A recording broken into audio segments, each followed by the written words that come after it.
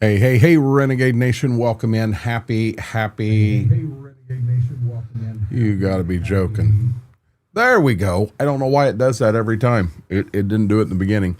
Welcome in. Happy Sunday. I hope everybody had an amazing weekend. I have recovered from the pineapple pizza on Saturday. It wasn't the cheese, the pineapple, the meat, and that. The sauce from up here, I can't do. And it 100% ravaged me, something fierce after stream. So that is the reason I called it on the early side, and we rated into max. But wow. So anyhow, Livingston tonight, we've got some finishing touches to put on it. I did get a few new mods. I'm going to, a couple of them I think we're going to introduce to the farm and get them going. At least that's the plan. Philip, Aaron, Schwoke, welcome in. Laura, how are you doing? John, welcome in. Now, Aaron, I only place I've checked that mod at is on the seed tender, and it does not show me bushels. And I went through to see if there was a setting that I could change it, and I couldn't find it anywhere. We're liable to have an issue in the beginning of stream because I gave her a pig ear. He already devoured his, a month ago. I gave her hers again, and all she'll do is sit with it in the center of the living room floor and won't let Gibbs anyways near it. So that Gibbs is able to move around tonight, I've got the pig ear up here, and she's sitting down here staring at it. I may have to hide a pig ear here in a short. Stream Elements bot running. Why is the Stream Elements bot running? I never gave you permission to run here. What the heck? Mama A, welcome in. But anyhow, with that being said, let's jump down to the farm. I'm not even gonna justify reading that. It worked perfect for me on Gauge. Yeah, on here it wouldn't. When I jumped in the seed tender, that's what I did in the stream the other day, and it wouldn't show bushel on the seed tender. I haven't tried it anywhere else. Midnight Hobbit, how are you doing? So what I'm doing right now for one of the mods, I want to hook it up behind this. So I have this cultivator, which is 10.9 meters wide, 11 meters wide, basically. I need to be 11 meters on the tool. So I came down here to corn heads because in... so these are 30-inch row. Well, back up. So as I click on it, you're looking at 6 meters, and I know an 8 row is 20 foot wide. So 6 meters is 20 foot. 9 meters is 30 foot. So as I add 3 meters, I basically add 10 foot. So when I come up here, I add 10 foot. So that cultivator is between 30 and 40. It's 35. I need a 36 foot wide tool. So I come here and click on this, and I click on this, and I have a 36 footer. I'm going to stay before 2000. Fingo, how are you doing, buddy? I am going to put lights on it. I'm going to put scrapers on it. Now, for this case, you need the long draw bar for how you're doing it. 9 mile an hour is fine. We're going to buy that. That is one of the new mods I got. This is a brilliant packer. You'd pull it behind a cultivator to hopefully knock some of the rocks in the ground, kind of give you a smooth surface to plant in. It starts out 28 foot wide. You get options to go to 30, 32, 34, and 36. Another new one I got a hold of, and this one here, just looking at it briefly, it appears there is an issue with it, but it is this right here. It's a 30 foot. Hold on. Where I'm at on my screen and what you see are two different things. It's this right here. It's a 30 foot Case IH disc. And when I open it up, it is coming up here. The top box says, I'll turn them all off. Case IH red is what it is showing. Now, you can see it is not red. When I click it, it gives me the yellow option, the red option. That's all it does. standard. So I'm not sure. I haven't even looked at this, what it does. I don't like the fact that it does not have a hitch on it, just sitting on the ground. Oh, standard design says right here. 1 takes that off, and I don't know what it may add. 2, it appears we added these. We really don't want them. 2, we added international back here. It adds them on all of them. So that's probably a mod I'm going to get rid of and not really run. Another one I got falls in this subsoiler category, but it is inline rippers from Sunflower. This is the small one. You know, it's a 4-knife, runs on a 3-point hitch. You go up to a 5-shank, 6, 7. Here's an 8 that are all on 3-point hitch. I mean, that's a pretty good size tool. I mean, that takes some serious horsepower. Then over here, you go to pull type. You get a 7-shank. Here's an 8-shank that folds.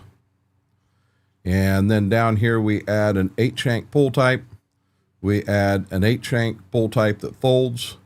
We add a 9-shank pull type and a 9-shank pull type that folds. So if we go to the big one, you know, we're able to knock some stuff down.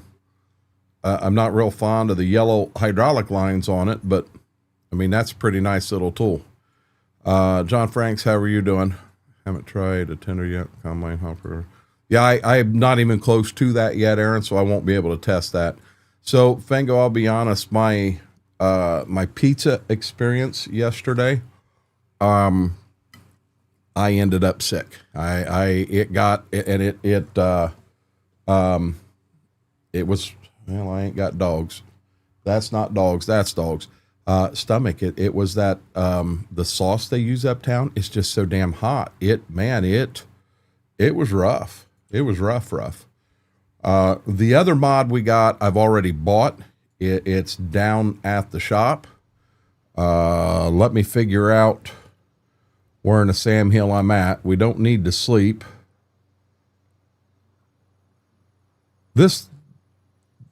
I'm not in the right house.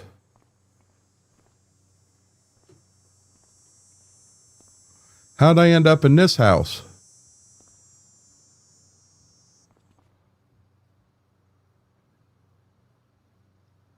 Where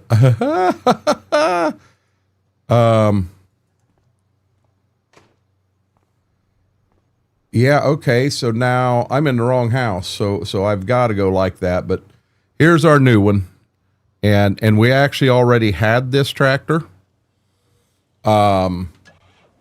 We just had row crop tires put on it.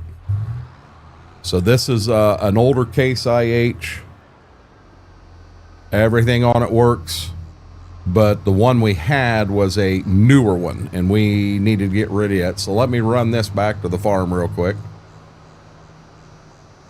No, it's just a different house on the map, Philip. I didn't drink nothing, Hill. Nothing at all, bud. Mac Power, how are you doing?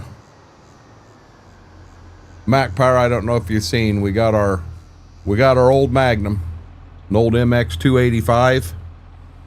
We got our row crop tires put on it, so it kind of fits our need.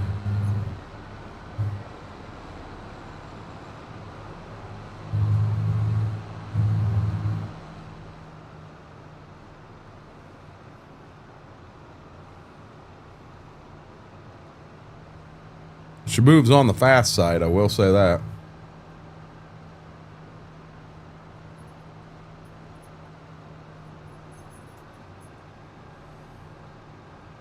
We had, last time we were in here, I had a field that I had bought, but the other field, I didn't realize there was actually 2 fields there, so I had to lease the other field also.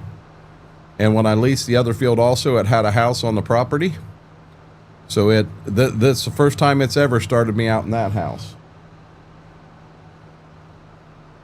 Gibbs may be mad at me because when I took him outside, we come in, I had to run some boxes out. Tonight's trash night. We missed trash night last week. I figured with the near blizzard going on that the trash wouldn't run, but apparently they did. So our trash can has set out for a week, and I went ahead and I added most of the trash from this week out there earlier today. But then I just went ahead and took some boxes out. Well, I took them to the bathroom. Then I took them boxes out. Come in, her food from lunch that she didn't eat, he had it almost cleaned out. There we go.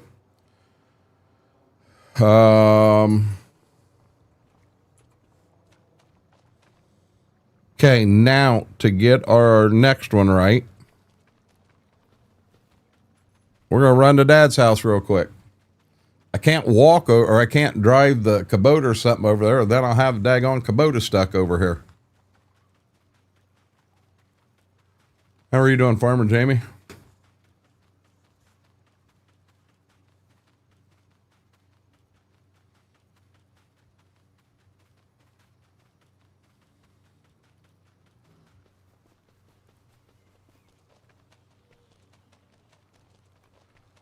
Feeling better now.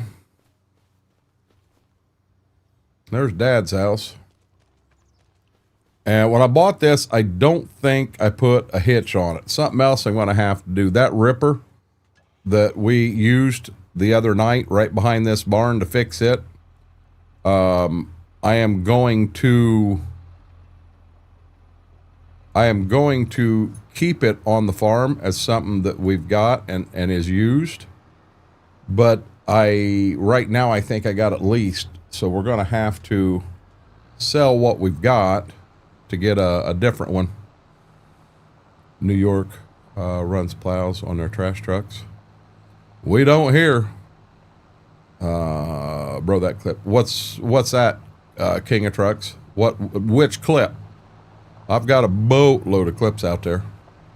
We have started posting shorts again. We have started posting TikToks again. We did get our shadow ban fixed on the TikTok side. Still don't know for sure why I was shadow banned. We just know that I was. Okay, so we're going to put him right here. And all I'm wanting to do to this is customize. We're going to add a hitch to it. Customize. Yes.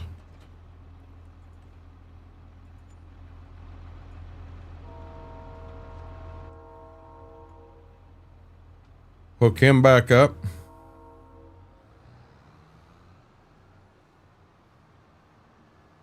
This is going to be fun.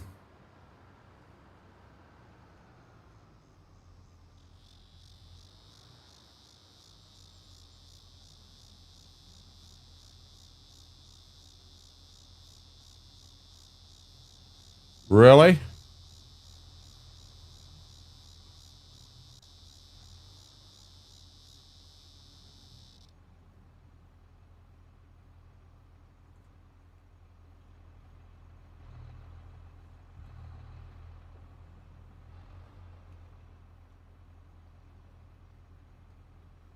That's interesting.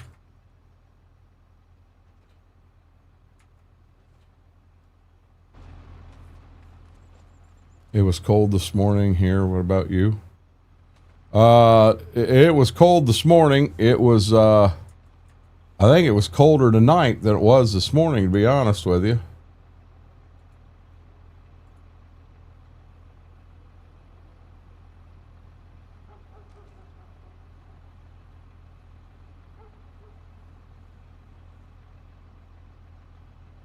Huh.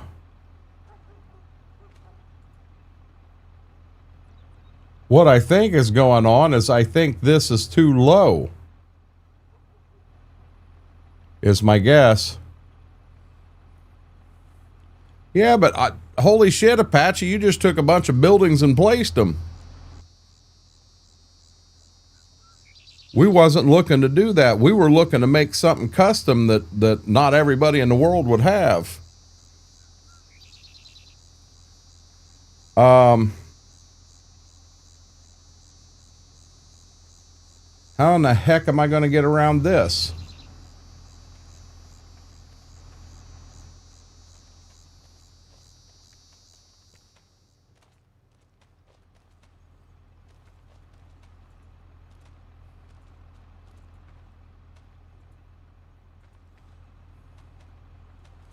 Yeah, Apache, when we did that one in Midwest Horizon, oh wow, that hitch has no collisions at all. No collisions whatsoever. How in the hell am I going to get that hooked up?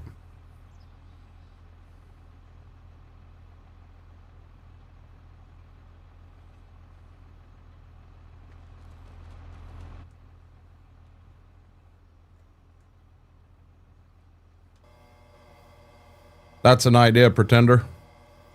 Apache, the one that we did on Midwest, we actually had, you know, the actual building had individual totes in it.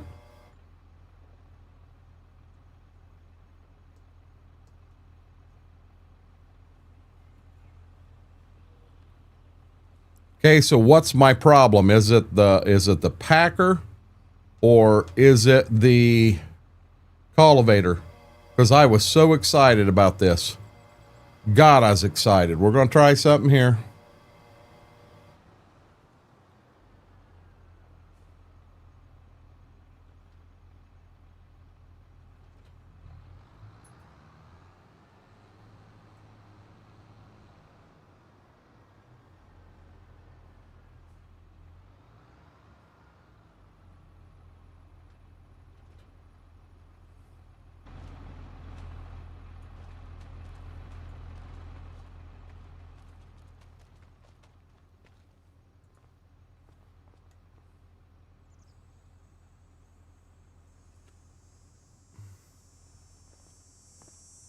All bite.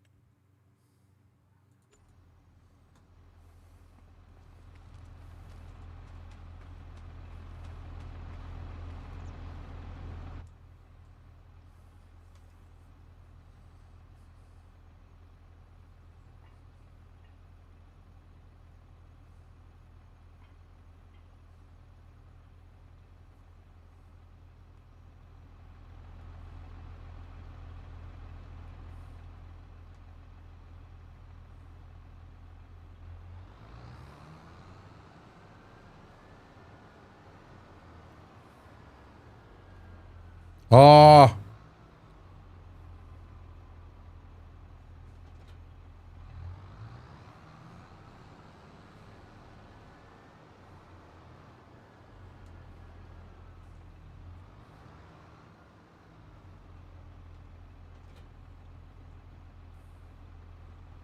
Brennan, how are you doing? Vix, welcome in.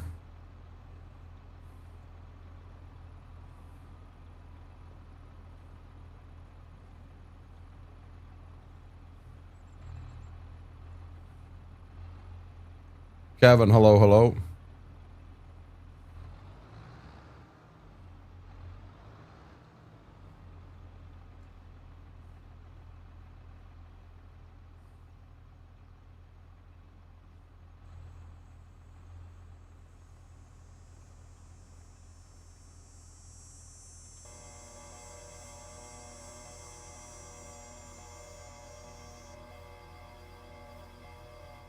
Tell you what, Whirlwind, I threw up like hell because of that. I can't deal with their pizza sauce. It made me sick as all get out. How long time you play Farm Sim? When you start, and which type was your first?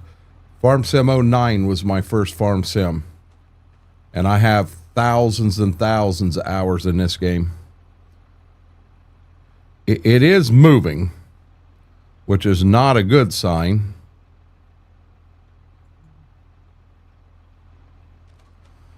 But it is not going to hook up.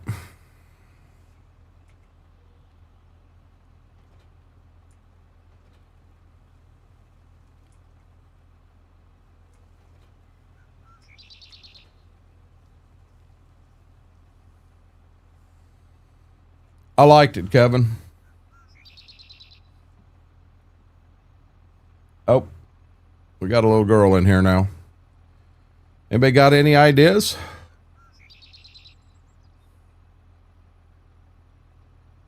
Yeah, Philip, you sure can. Hence, that'd be the reason there's a hitch on the cultivator.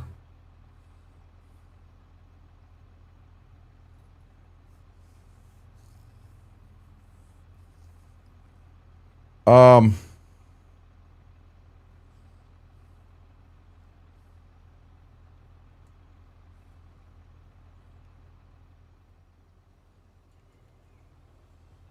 I'm going to look for a button here. I just don't know what button it is.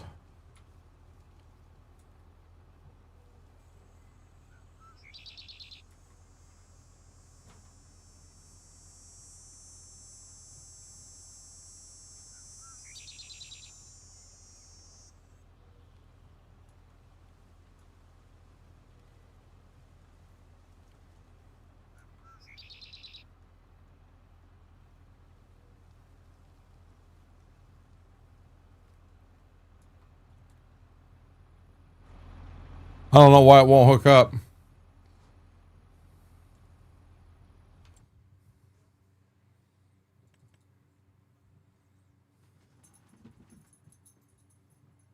It doesn't matter. The cultivator is selected, but either way, I should get a hit box that tells me it's there, Philip, and nothing else tells me it's there.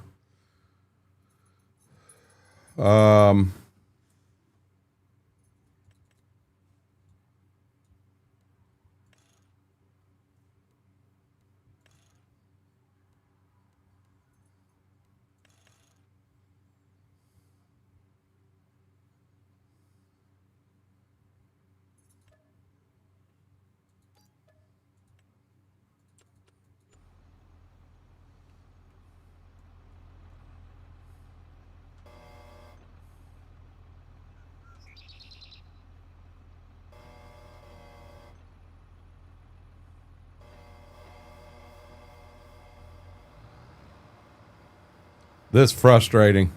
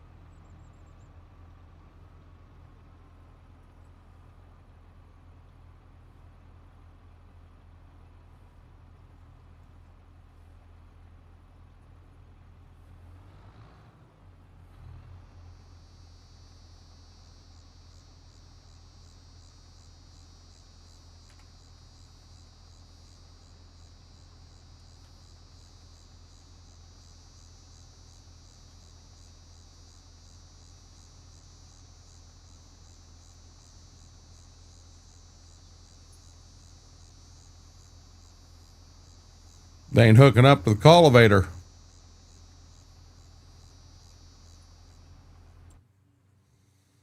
Um,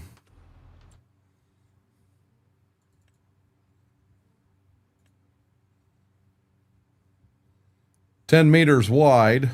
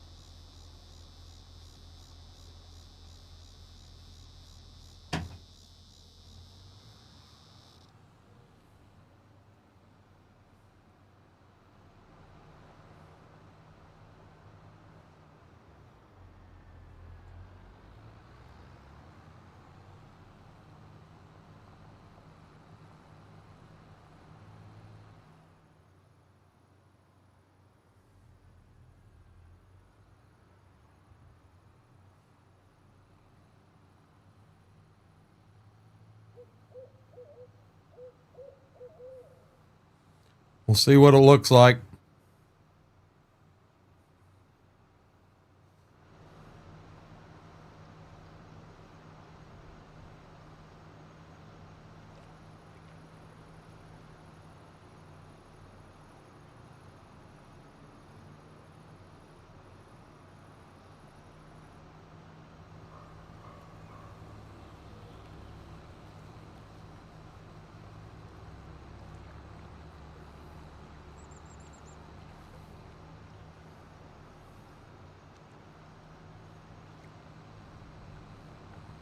Wished I knew how to do blender. So I think that's a blender fix.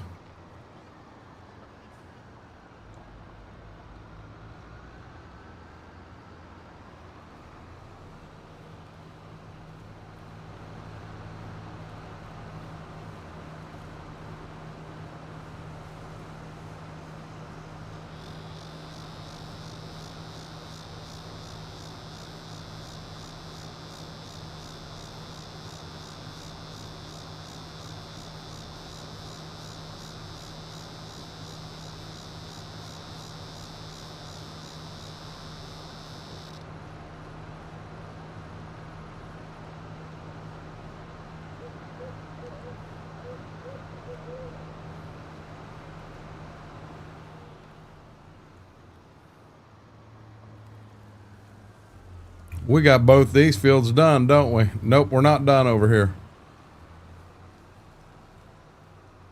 Yeah, I'll tell you this. I don't know how this is going to work. Having both these tools here.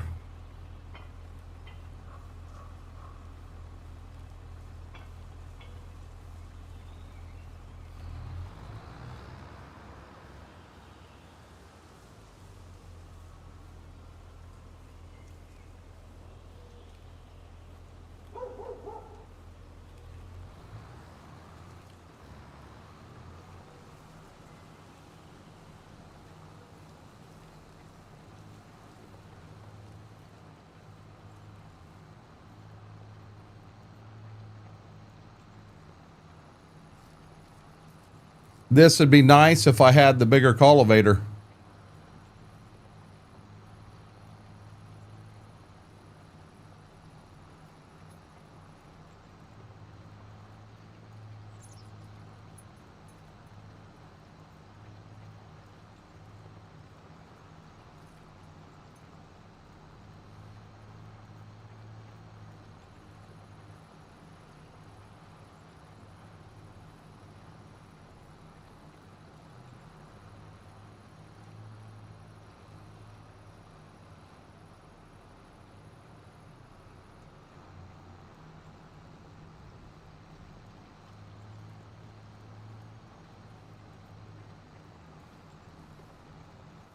Look at the difference in the soil textures between one and the other.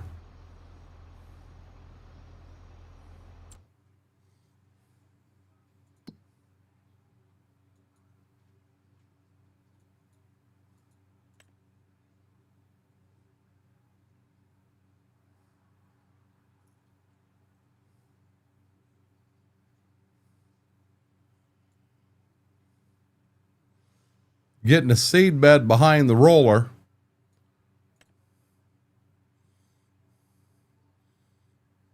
So basically you can see where the roller has went.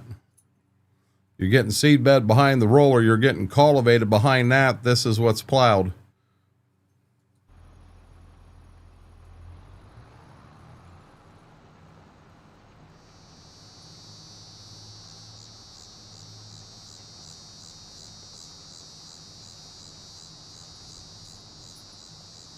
I was so excited to do this tonight.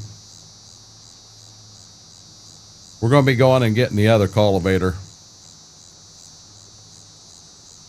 It is a packer, is what it is. And it will, in real life, the packer will kind of shove some rocks down in the ground. When they're in the ground like that, you don't, come combine time, you don't take a chance on getting them in the combine. It also kind of gives you a nice smooth surface, so when you run the planter across the soil, John, The planter isn't bouncing around. It's just a nice smooth ride. And when you do that, you get better seed to soil contact with that. Every time I play on Case IH, no, not at all. I've done an Alice Chalmers playthrough. I've got my dream farm over on Ray County is John Deere. I have a playthrough going on Gage, Kentucky, and it is red. But red meaning International Harvester, not Case International. It's a old school setup. I play a lot of stuff. I actually have a farm where we're all white farm tractors. Bandy. So I play a little bit of everything.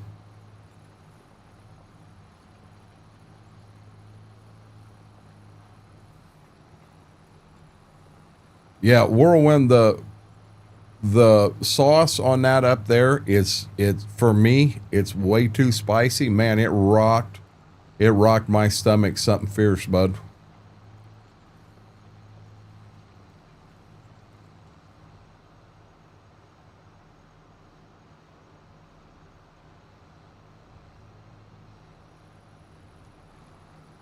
Probably going to go get the other cultivator to run the rest of the things. In the fall, it wouldn't be as important to come through and hit everything with a packer and all of that stuff. Simply because you,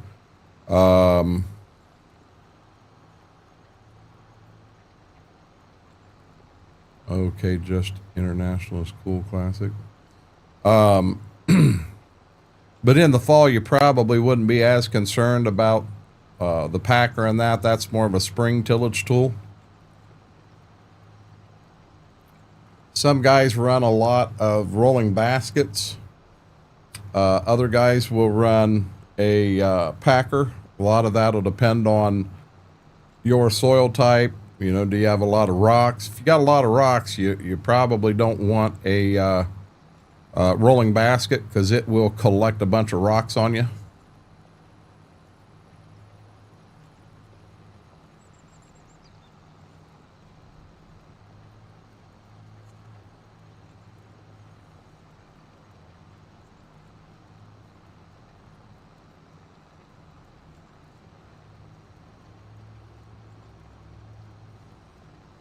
You ought to learn something new every day. My grandpa told me years ago, the day that you don't learn something is the day that you passed away.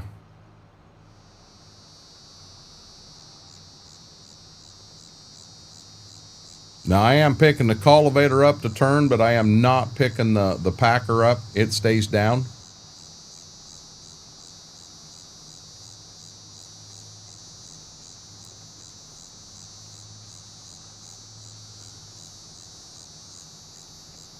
I'd like to have a nice packer.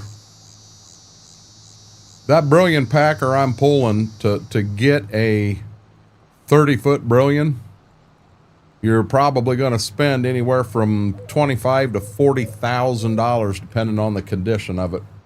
You know, and that's not a new one. That's an older used one.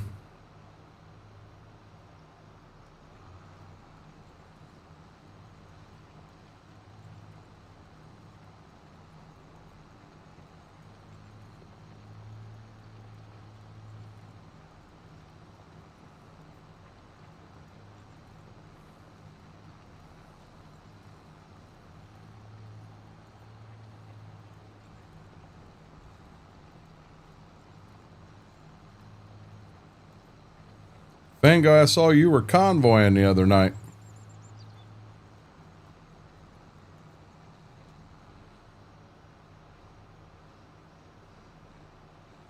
I still don't know how to do that in that game.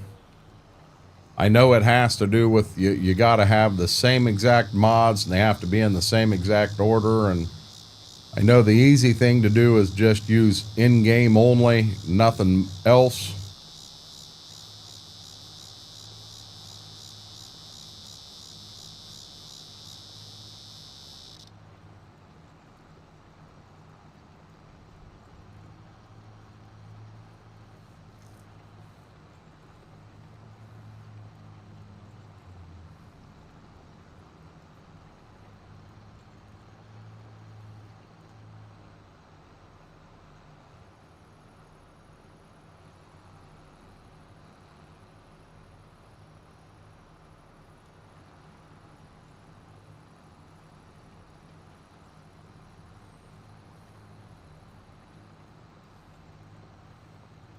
Thank you, Pretender.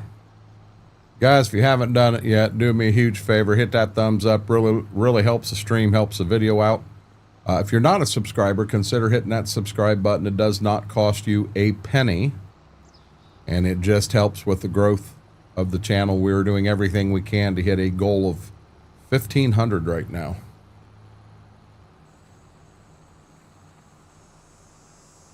You know what surprised me on that that 12-hour ATS on Saturday? I figured I would go in and there would be all kinds of clips that I had to go through and get sorted out for shorts and TikToks and that. And what's funny, there was only 6. There was only 6 shorts grabbed the entire time I was live. That caught me off guard. I figured there'd be a lot more. John, you're on a huge delay.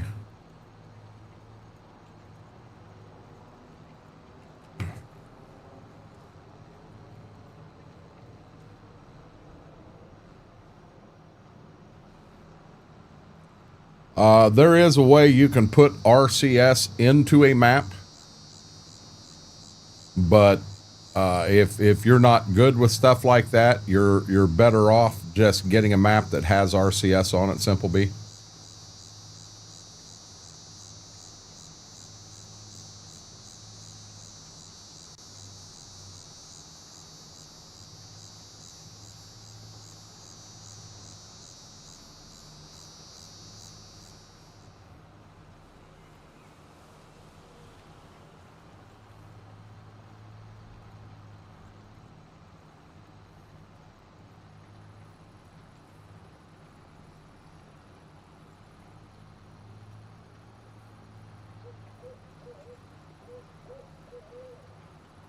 It does have to have it. You have to take, it's not a mod.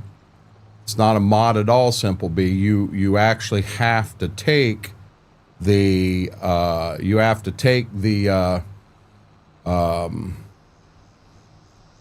to go into the map XML and change a bunch of stuff. FP, I never had another Bud. I ended up sick. The sauce on that just absolutely wrangled my stomach bad. Mama loved it. Mama didn't think it was hot at all, but me, man, it lit me on fire. That was the whole reason I called it and got out of there early. To be honest with you, the piece that was left over, I just took it out right before stream and put it in the trash pile.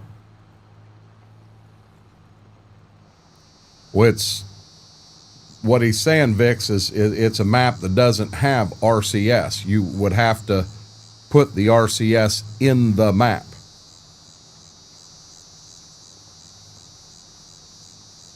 What RCS mod is there? The understanding I got, it's not a mod. It's something you put in the map. You don't just add a mod to the mod file and all of a sudden that map has RCS. It doesn't work that way. What that is, it's a file that you have to install in the map.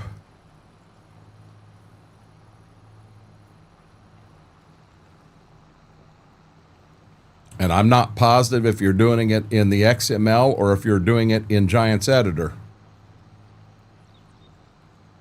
That's all you need if the map already has. So let's say you are playing Ray County that already has RCS in the map. Then you're good to go.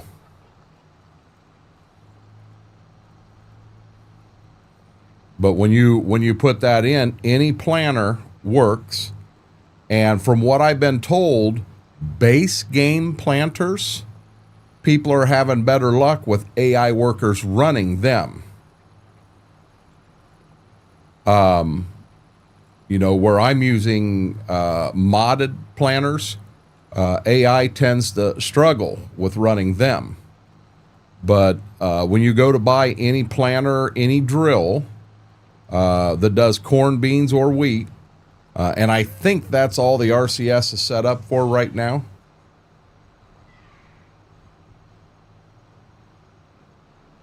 I think that's all RCS is set up for right now.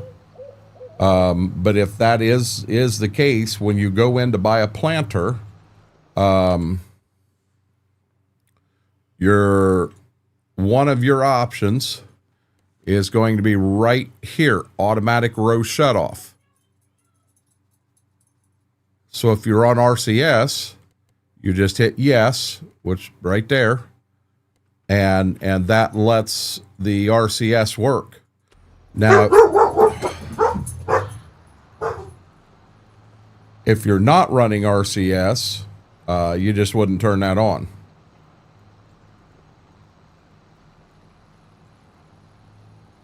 So I know Gage has RCS. Ray County has RCS. This map here has RCS. We're being told that when Stitzer comes out in the middle of the month, it's going to have RCS.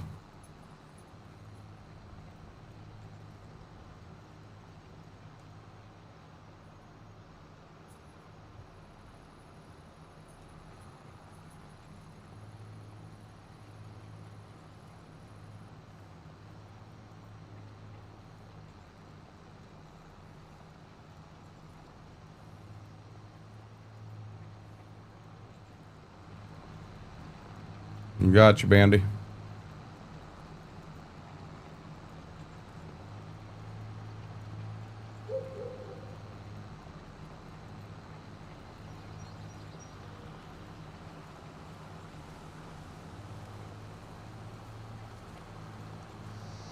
FP, I saw that you had sent me something. No, I'm going to be real honest.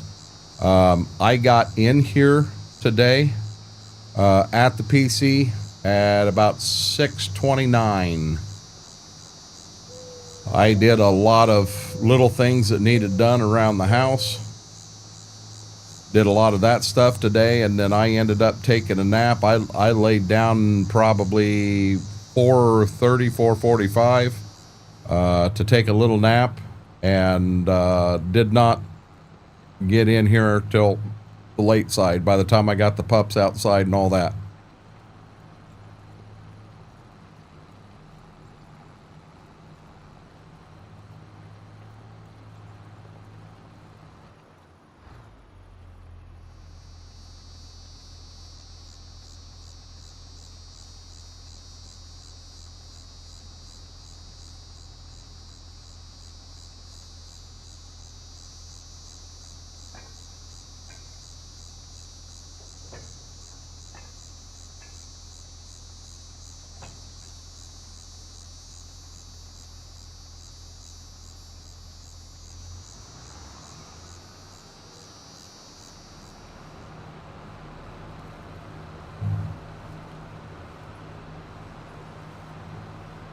Yeah, I haven't been on a PC. Anything and everything else. And I didn't attempt to do anything.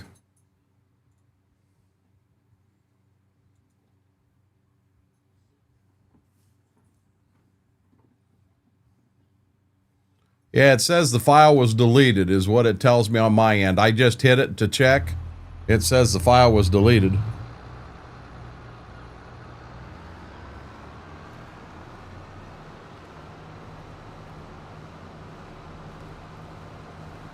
Who is this guy?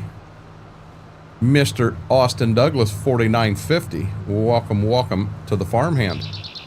I have been told you and I are going to meet tomorrow. No clue what time. No clue where at. I don't know if I'll have your grandfather with me or not. I don't know what's going on.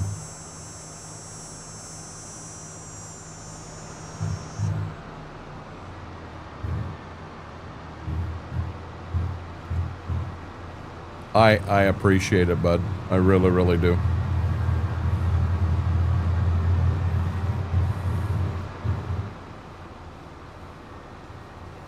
Were you just back in this area for the one weekend, this weekend, last weekend, or?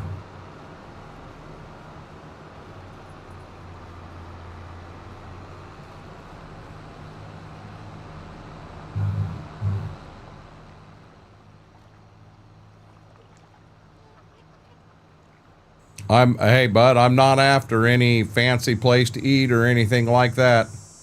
I just want to drop stuff off, pick stuff up, and get moving back this way. I've got stuff I've got to do. Have a good night, Vix. Lord have mercy.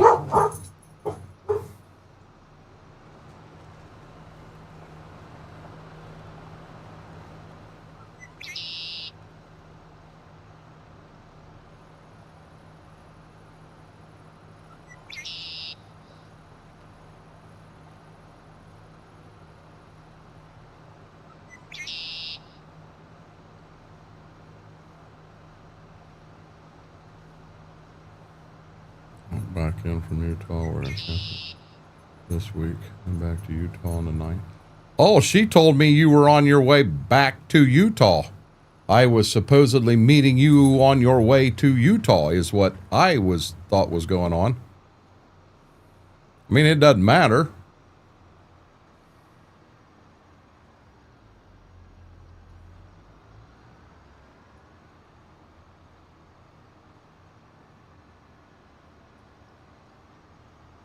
Oh, I need to add that mod that it hides all these people standing there, because I'm not a big fan of them all standing right there. No, this is a 2x map.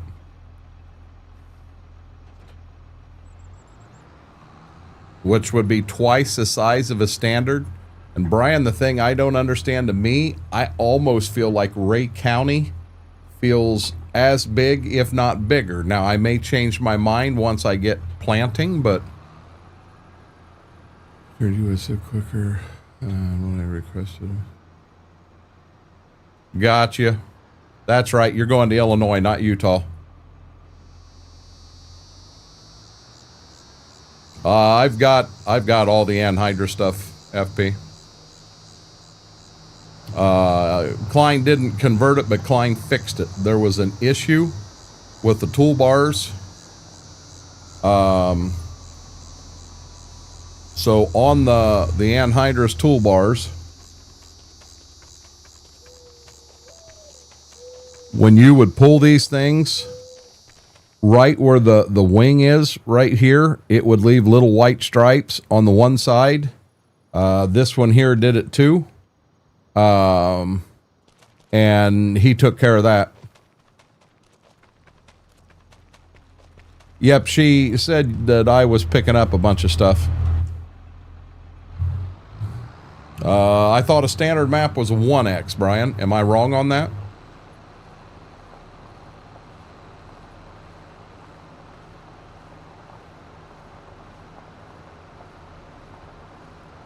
I could be wrong on my side, because like I just said, to me, it feels like these maps are either identical or Ray County even feels bigger. And I know Ray County's a standard. So maybe a standard is a 2x.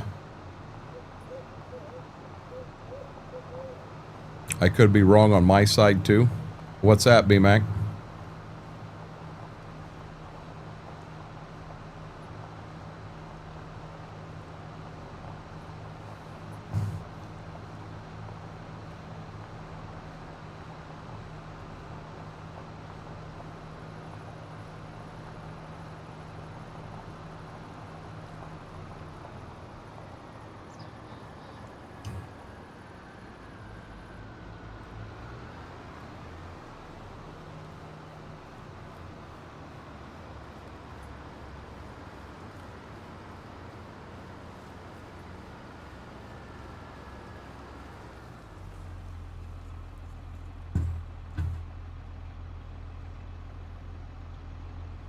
And this, guys, is why I'm going to fix this lane.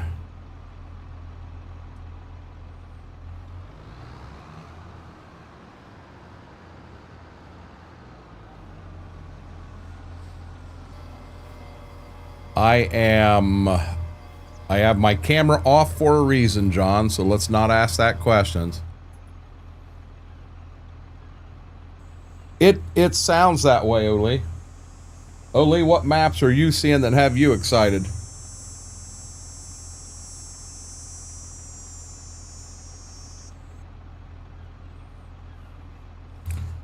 No, actually, B-Mac, I wasn't. I was actually drinking something else. I'm gonna have Sweethearts. 4X No Creek.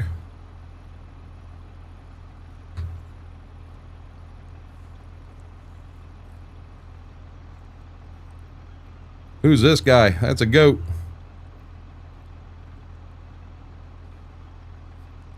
Actually, B-Mac, and what I was drinking, that is also wrong.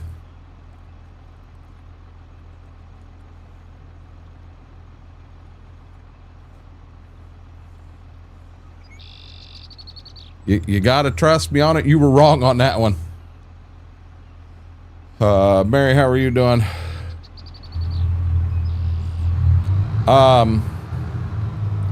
So I'm excited about the Mercer County 4X.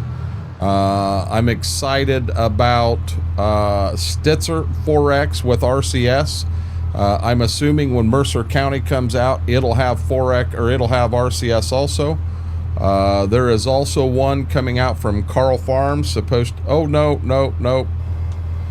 to be his first and only map, and it is a 4X based off of Seneca County in Farm Sim 19. I'm very excited for that one. Him and I have talked, so we'll see what happens there. I think that's the three I'm the most excited about. I'm really excited.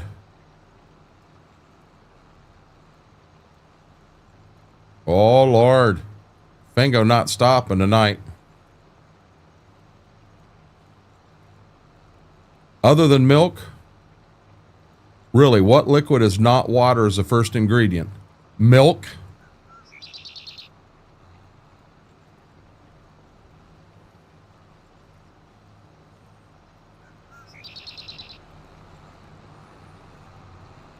Whole milk to me is not water, in my opinion. It's milk.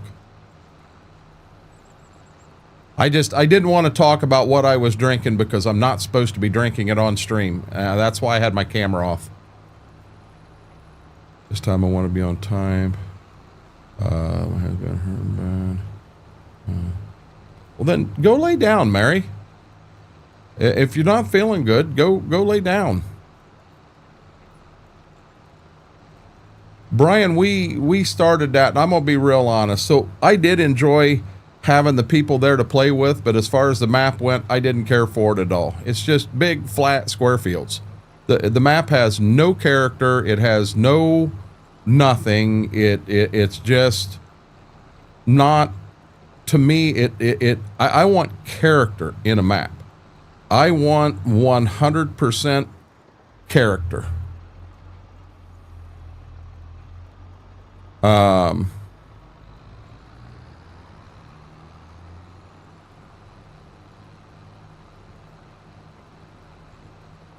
You know, this map here has character to it. This is what I like about this map.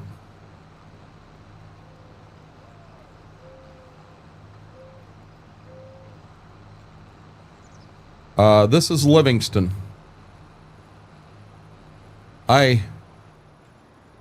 Okay, I thought I had it in the title, but it doesn't really say that's the map name. It just says finishing touches on Livingston. I don't really tell you that's the map. Livingston has feeling. It feels real. Ray County feels real. Gage, Kentucky feels real. That's the reason I like them. Now, there are folks out there that Cortland fits their play style 100%.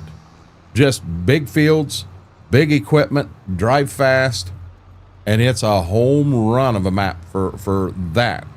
But for what I'm, you know, when we jump in the Kubota here just to drive it to Dad's house, I want it to feel like you're actually driving a Kubota down the road to your dad's house. You know what I mean? And these maps definitely, that was my fault. I should never have hit that one. But they give you that feel. And that's where there's a map out there for everybody. You know, there was so much talk about, was it Lone Oak? So many people just absolutely loved.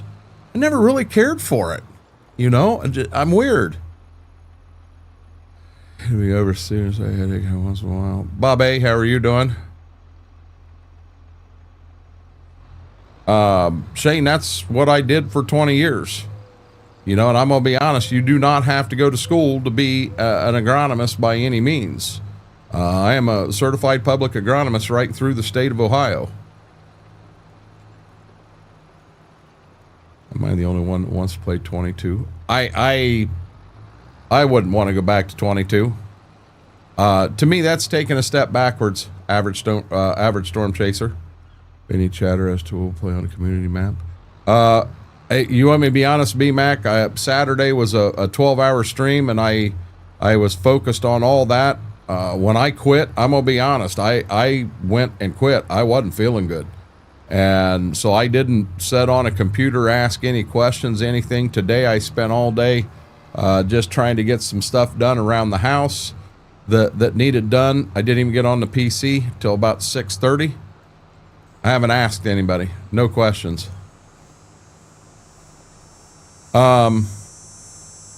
It's going to be hard. So Philip, Ray County is a standard map.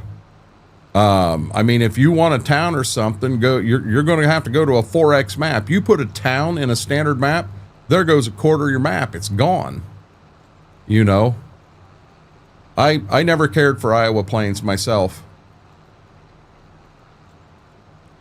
So now Westby Pretender, you're not going to lay under my chair, okay?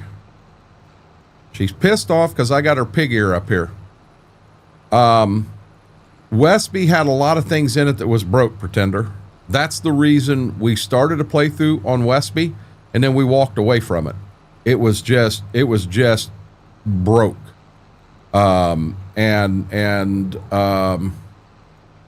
There again, you know, the time we played on it, I did enjoy.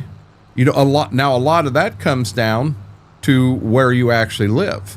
So if you actually live in Wisconsin and what you're looking at in Westby is what you see in real life driving down the road, you're going to like that one. Aaron really liked the Carroll County, Iowa map because that is in his backyard. That is what he sees. I didn't care for it as much. It's not what I see. Me, myself, I liked Seneca County. And, you know, there was no town, no nothing in it. It was just a good 4X map, exactly like this area. Mercer County, I never played a 4X Mercer County before. I did play a regular size Mercer County. I liked it. It did have a small little burg in it. You know, I like the town too, don't get me wrong. But, you know, when you're dealing with a standard map and you start taking fields out to add a town, you lose a lot of the map. Big T Bell, how are you doing?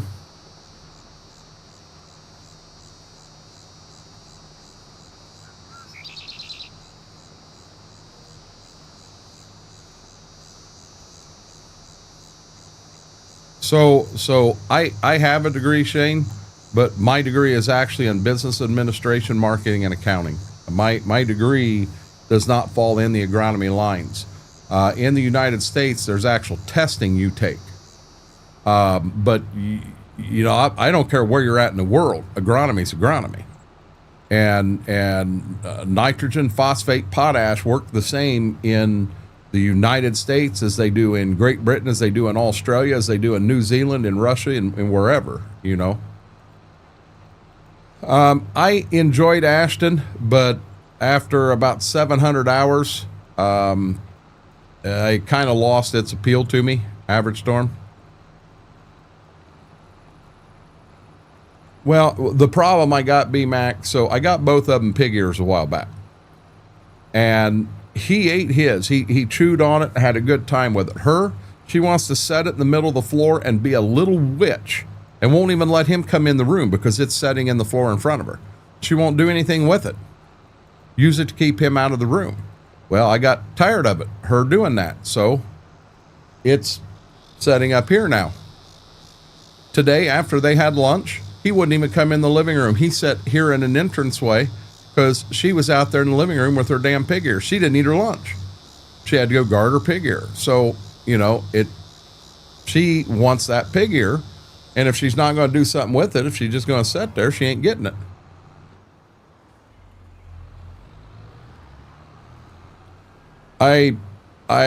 What is the stagger to? Sadly, there hadn't been any over 25. It gives me a feeling wanting to stay on the map for any more than a week or so. I think there's a couple coming big that's really going to grab my attention. I think they're right around the corner. I believe. What works better in the U.S., Oli? She's wanting to be a little witch, B-Mac, and I'm not going to let her do that to him. Colorblind, do I need to be able to see colors for different? No, my boss out here was colorblind, Shane. I don't care for Riverbend aftermath at all. They took a decent map and they put just a bunch of big fields around the outside to make it bigger. I'm not into that at all, Philip, but that's just me. Brady, how are you doing? Well, you had a cougar, you had a panther, you had the tiger, you had a bobcat, you had quite a few of them. Your profile to me looks like a red sign.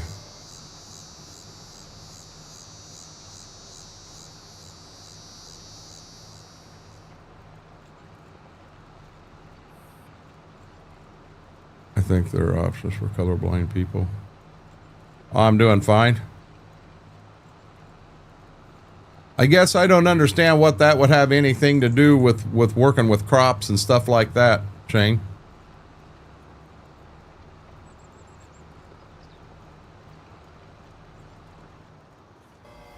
Not to be that guy, but Bearcat. I don't. I guess I don't understand what you're talking about.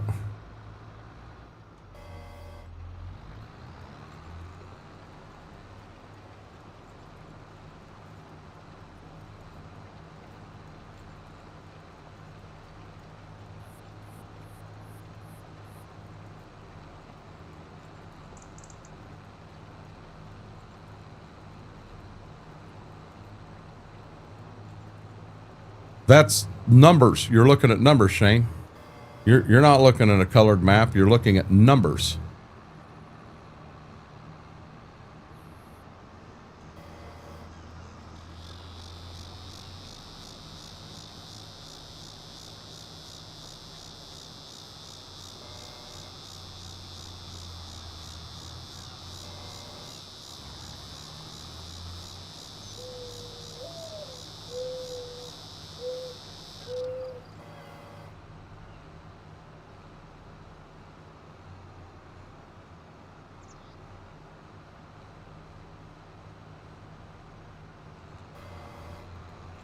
When you get a soil test back, it's numbers. Has nothing to do with colors. They have a map there. I've never used a map in my life. I'm more concerned with the numbers. Because yellow, if you're looking at pH, yellow on one map could be 5.8 or it could be 5.5 to 6.2, and on another map it may be 6.1 to 6.8. So you're looking at numbers at each pool point, and it will tell you, your pH there. Your pH isn't what is as important though, Shane. What's more important is your buffer pH. Your pH tells you what it is at that point. So let's say where my tractor is right now, let's say my pH is 6.0. Your buffer will tell you how much that pH you can move. So if you're actually wanting to have an average pH of 6.5 all the way across the field, you would add lime to raise that pH up. But if your buffer I think the number is 6.6. So if your buffer is 6.5, then you can add lime, and it will was it, I think 6.8. If your buffer pH is 6.8, you can add all the lime you want. You can put 4 ton an acre down, your pH is not going to change. It isn't going to move. At 6.7, you can add 0.4 ton. At 6.6, you can add 1.4 ton. At 6.5, you can add 2.4 ton. So that will tell you how much lime to put down. You know what I'm saying?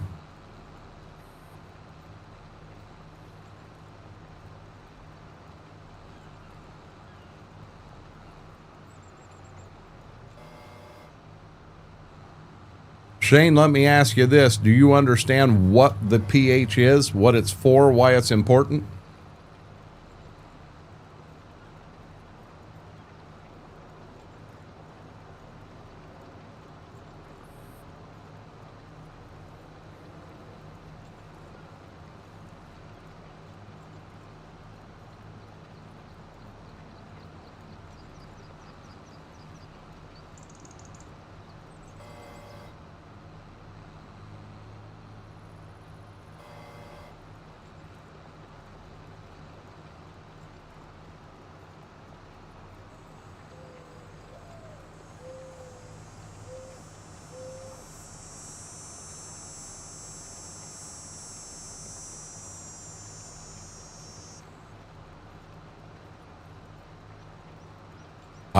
Bingo, I do too.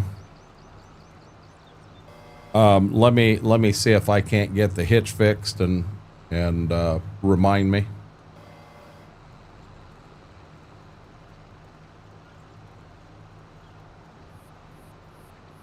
Dang it. That's driving me nuts over there.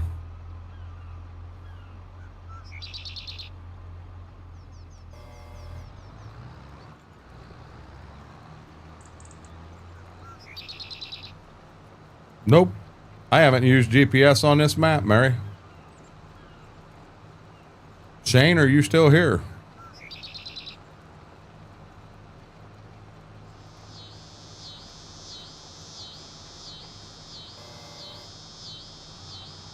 No, not at all. I'm using tractors that have GPS, and we will definitely use them. I just don't feel the need right now. I don't have GPS on my real tractors.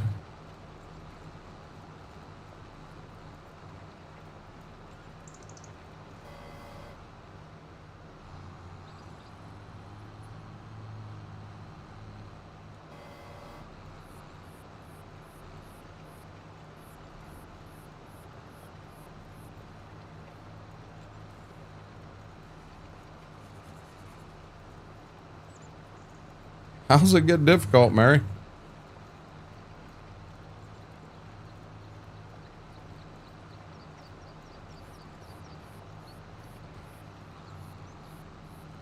So John, you asked, this is called Sweethearts from Advanced EG. But I'm almost going to guess if you didn't already have it, you probably will never get it because it was a short print.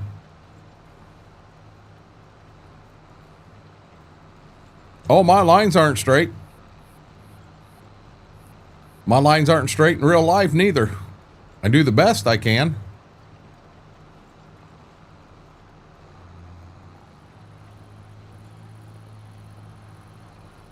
I looked at a GPS system I found today. Actually, I come across on Facebook, so I went into Google, and I'm a huge perfectionist. But I went into Google and actually Googled the company, and I did all kinds of research, and I learned all kinds of stuff about the company except for one thing. On all these different GPS options, there is no pricing on it anywhere. So I don't know if I'm looking at $3,000, $30,000, $300,000. Yeah, I'm not even going to give them a second chance.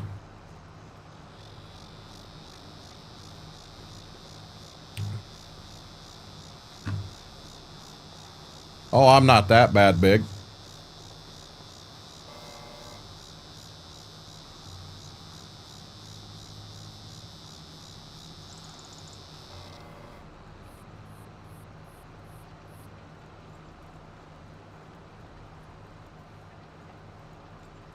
Yeah, I'm not calling for a quote.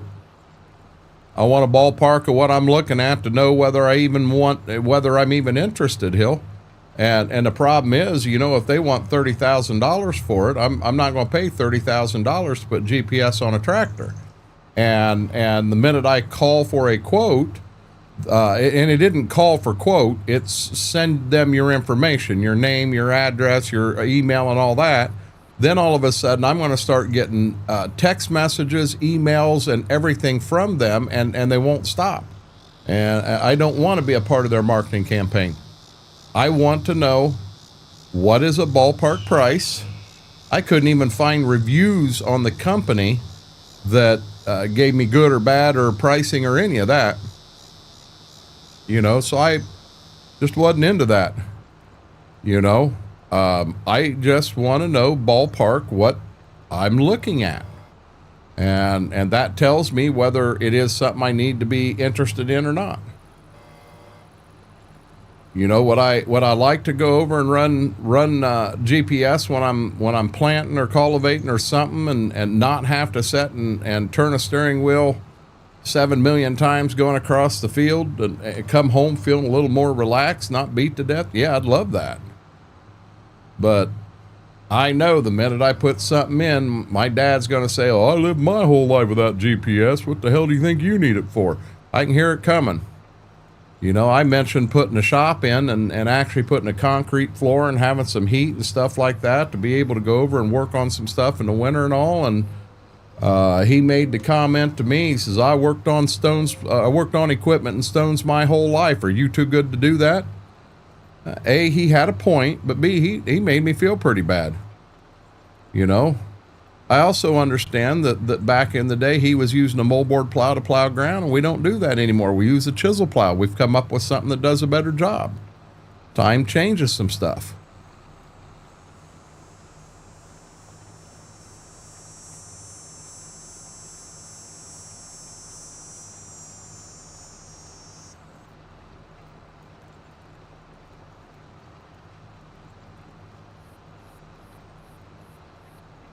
Okay, give me 1 second here. Oh, they are, Schwoke.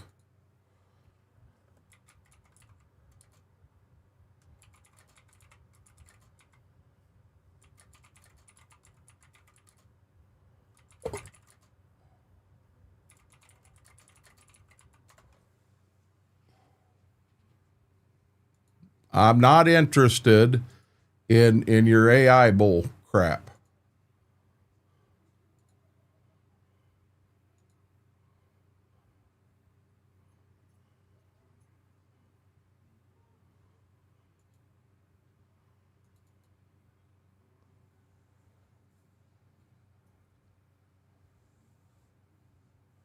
No, I don't want a 7-day forecast. What in the heck is going on?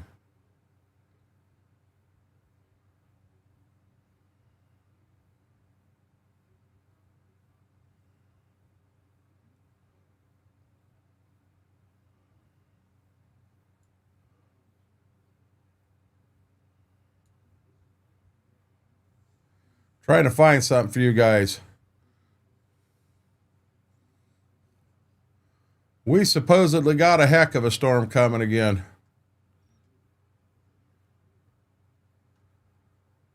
Well,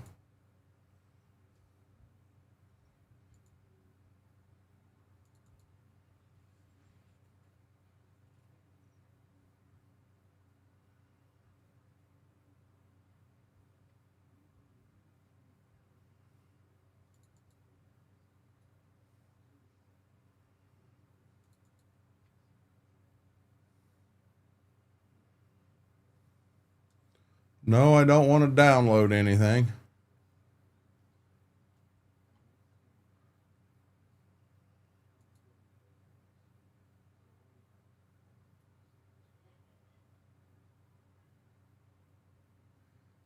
I don't want the 7-day weather forecast for Boston neither. Wow.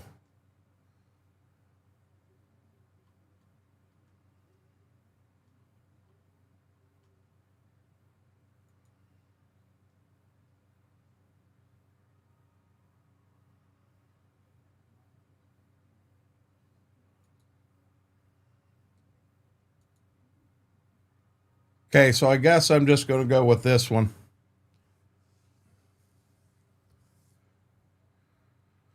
Says, my day, I did no response I needed. I guess you don't. Exactly, Big. We got 2 inches today. No, I understand, Austin. So now, down here in this chart, this is your pH. And they're showing 7 as neutral. Generally, you want to be between 6 and 6.5, raising corn, raising beans in this area. As your pH goes up, it becomes more alkaline. As it goes down, it becomes more acidic. By adding lime, you can raise your pH. By adding gypsum, you can lower your pH. So now nitrogen from right here, which is 6, clear up to about here, which is 8.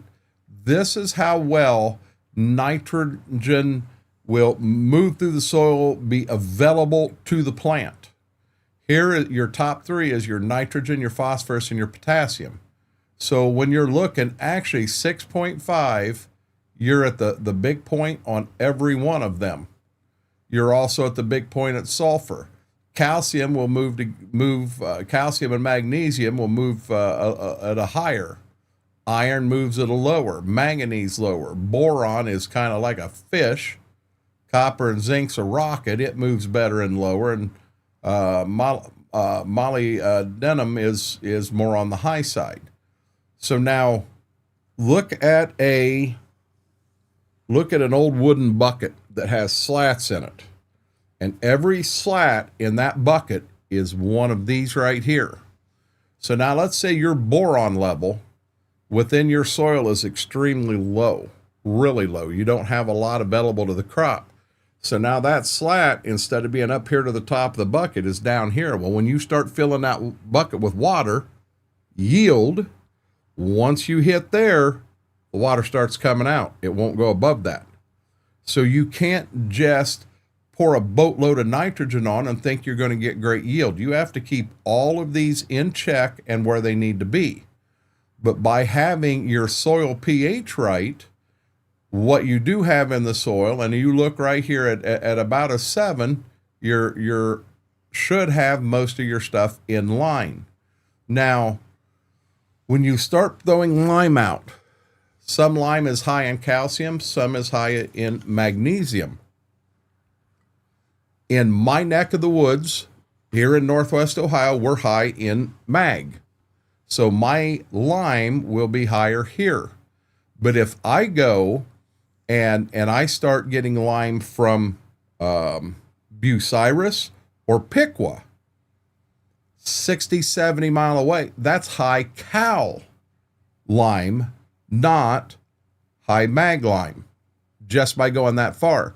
And what makes no sense, guys, is in this area, I want Bucyrus lime. In Bucyrus, they want Kerry lime, which is the lime from this area, because they're already high in calcium. We're high in mag.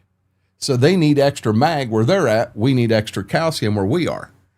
And that's how you do that. Now, some of this, your metals, so your iron, your copper, and your zinc, my soils here are naturally high in them. They'll be high for my entire lifetime.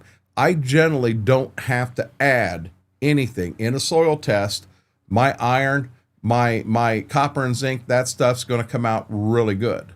The ones that I'm most affected by is your N, your P, and your K, your top 3. Sulfur is a huge one. We used to get a boatload of sulfur, but the Clean Air Act took all that sulfur away. We used to get a lot of that stuff. So you don't get that anymore. But sulfur, boron are probably I guess zinc is the other one. Now, every one of these nutrients do something different for the crop.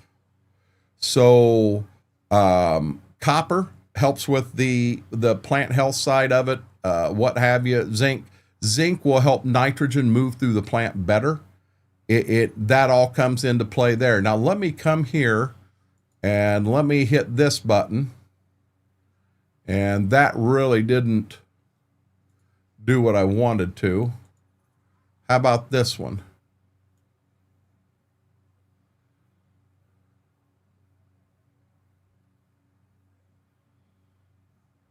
I was hoping I could find, and I didn't find one right there. So let me do this.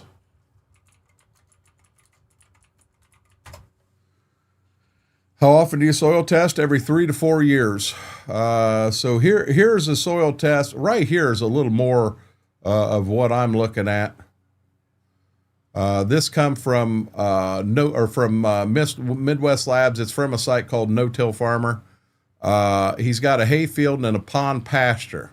So get out of here. So your organic matter, you want higher organic matter. In my area, you're anywhere from 3 to 6 on average. We have some places out in the marsh that are as high as 30. You see here, 5.2 is very high. They're in 30. Here's your phosphorus numbers. 58 is P1, 78 is P2. Now, P1's what we went by. So now, pond pasture, 58, hayfield, 12. So now normally when we're talking in this area, we're talking about growing corn. You want that number to be between 14 and 45. If I run a full year and do not actually a 2-year cycle, so I run corn, follow it with beans. And let's say I'm at 58. I run corn, follow it by beans. Don't put any phosphorus on at all. Chances are I'm going to be close to a 53. I'm going to lose about 5 points per year. But that's your phosphorus. Now your potassium, this is really, really strange.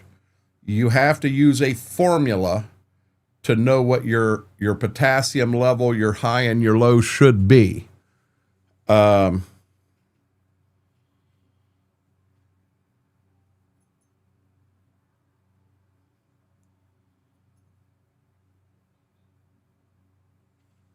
So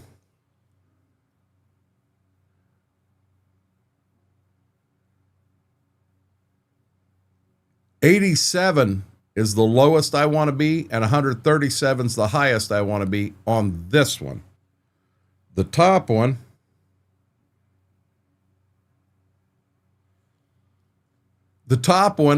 just with that little bit of a difference, it only goes to 88. Now, you can actually get these numbers here too high where they'll actually kill a plant. This 320 on a cornfield, you could actually get into issues where you've got too much down there. That's where you start running into problems. Now your mag, your cal. So this is going to tell me, chances are, as this guy has been putting lime down, he has been running high mag lime. He's actually got some decent calcium numbers. Right here's the pH I was talking about. So his pH is 5.7 here. He needs to raise that. That needs to come up. You can have some of these nutrients here locked up, tied up, and not moving right properly. But here you're at a 6.6. 6.8, you don't need to put any lime down. It's saying here, put 2 ton of lime on this. So off this result, I'm going to put 2 ton of lime on this pond pasture. I'm not going to put anything on the hayfield. The hayfield's pretty good. And I apologize when I was saying OM, I was thinking organic matter. So, or not organic matter, but cash and exchange capacity. This number here tells how well nutrients move through the soil. And the higher, the better. Now, your organic matter will affect this, but this is a lot on the soil. This is where I've got soil in the 30s. My cash and exchange capacity in my neck of the woods does generally run from 3 up to 10 or 12. So this is a pretty good CEC number here. This gets really deep. I'm not even going to touch that. So now sulfur, I'm low. Zinc, it says I'm average. So when you start dealing with, you got to be real careful putting sulfur. It's very salty. So on a corn, if you start running too high a sulfur unprotected in a planter, you're running it 2 inches beside and 2 inches below the roots. And as the roots get down there and hit that sulfur, you can salt it out and burn the roots. Then if them roots aren't there, they can't grab nutrients. They can't feed nutrients into the plant. So you have to run a protected sort of sulfur or what have you. Zinc, on the other hand, zinc is the same thing. We're talking use a good quality zinc, a quart an acre in the planter is plenty. I wouldn't want to broadcast these here because the amount you use are so small. If boron, so that boron right there, 10 pound an acre may be what that calls for. So if you need 10 pound an acre and you're spreading 300 pound across an acre, so 1 acre, think about that.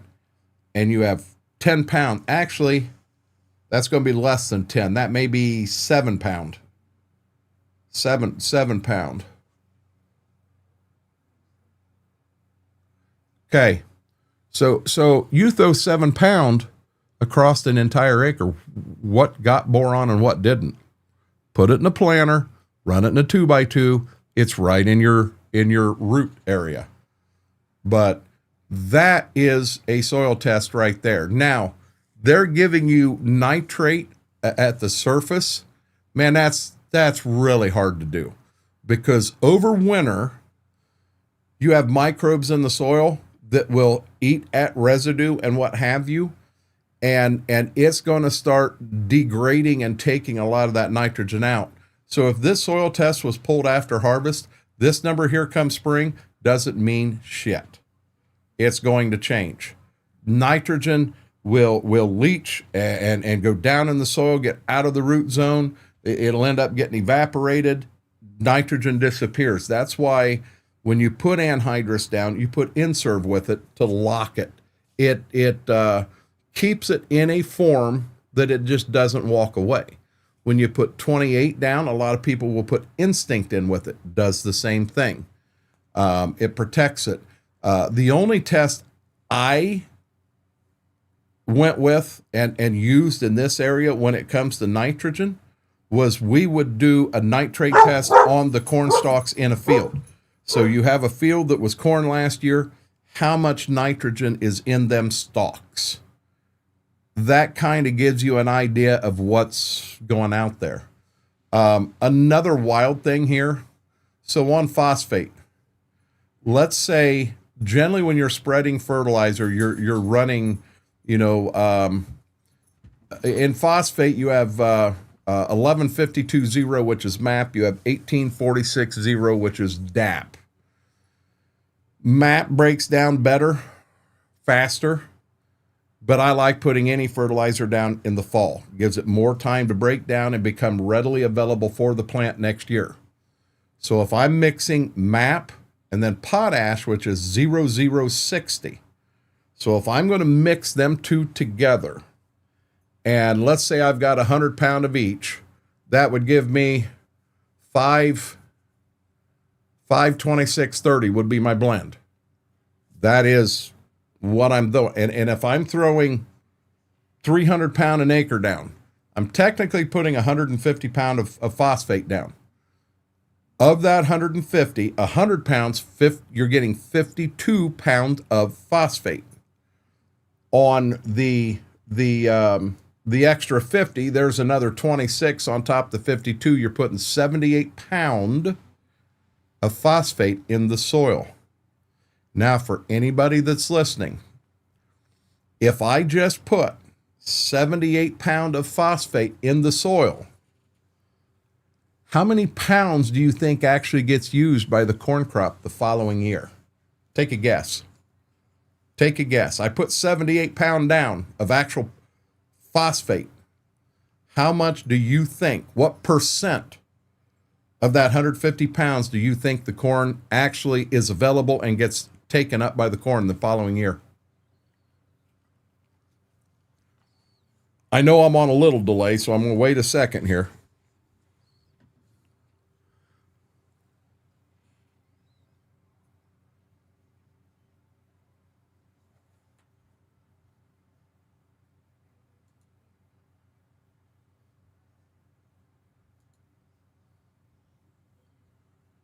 Big says 10.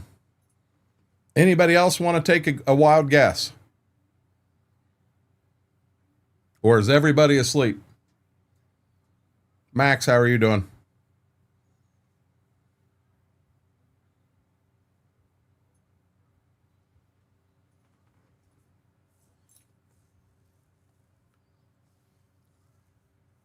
At the top side, 30% of that phosphate, about 20 pounds, will actually get used.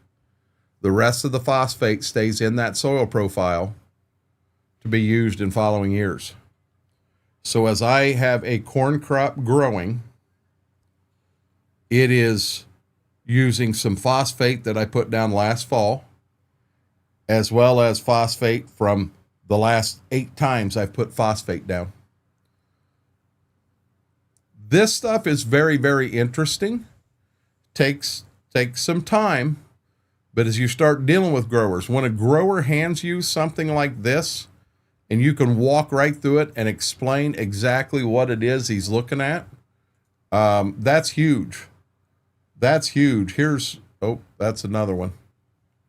You have all kinds of them that will come up. Different places use different types of soil tests, what have you.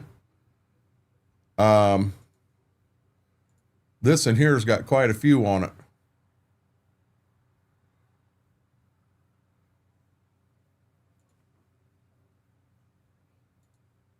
Yeah, so here's a bunch of different fields. You could see here's a cash and exchange of 5.8. Here's a 20.6. And I don't know if these are, to me, these here, I'm going to say is the east side, the west side, something of one field. I'm going to say these 3 here is one field. I'm going to say that's one field. And I'm going to say this here's one field.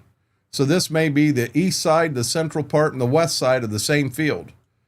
And your OM changes. Where your OM dips down, so's your phosphate.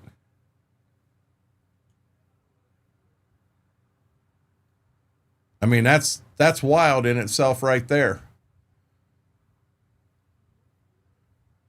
Look at, assuming that's all the same field, my soil pH 5.7, 5.6, 6.6. So now there is a huge chance, dead serious guys, there is a huge chance that in that field, if I go to my dad's home farm there and go right beside my sister's house and pull a soil sample, all my nutrients are higher in that area. It'll stretch out 100 yards, and then it goes back about 200, 300 yards. And my nutrients in that pull point are twice as good as anywhere in the rest of the field. 80 years ago, that was a sheep pasture. And you can still see where the sheep was. My grandpa took care of his farm the same exact way that he did up on Butters and Monty's on the ridge. Same fertilizer, same everything, one difference. All his hog manure, all his cattle manure got spread on the home farm. And I can go and pull soil samples. If I was to grid that entire 160 acres and every 2.5 acres do another pull, I could show you where over the years he has put the most amount of manure. You can still see it. And that was 30 years ago. You know, and Big, a lot of times, so you'd pull up in either your truck, your Ranger, whatever you're in, and you would get out of it and you would pull 8 pulls. What I always did is I'd walk around it. I had a bucket, plastic bucket, and I would do the pull, and get it into the bucket. Do the next pull, get it in the bucket. Now, here's another thing. You never touch that soil with your hands. Never. The oils in that in your hands can get in, affect the soil, and it throws that whole soil test off. So you get it in there that way. Then I would take the bucket and I would pour it in the bag, seal it up. You always write on the bag what the sample is and everything before you fill it, because once you fill it and it's got them cores in there, you can't write on it for crap. But this is the soil sampling and everything. I don't know. Maybe some of you found it interesting. Maybe some of you didn't. I don't know. But there is a lot to it. There really, really is. Guys, I apologize if I bored some of you and put some of you to sleep. I definitely wasn't trying to do that, but Shane kind of got into that side of me there, and I enjoyed being able to share that with y'all.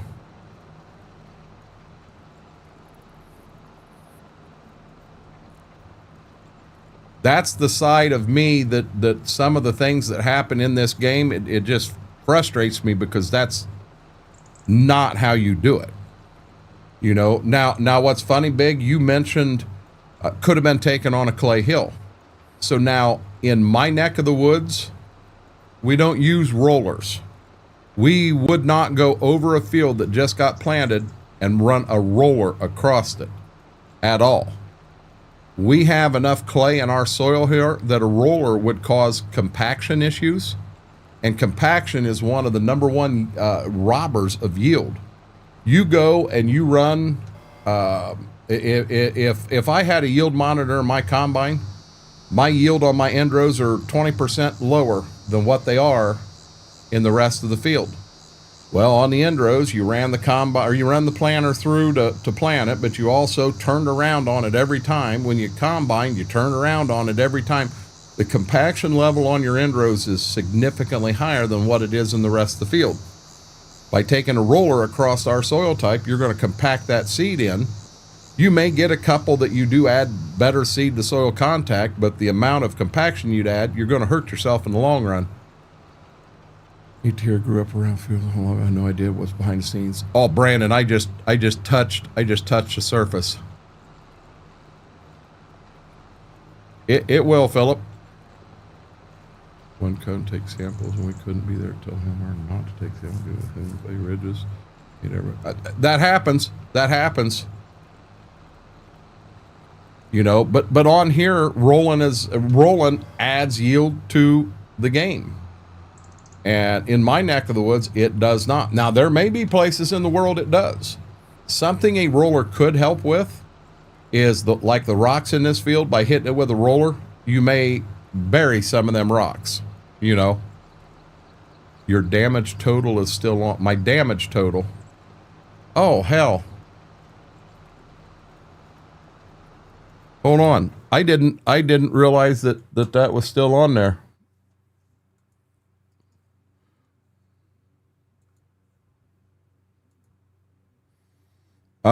You're going to see a really weird screen here, I think.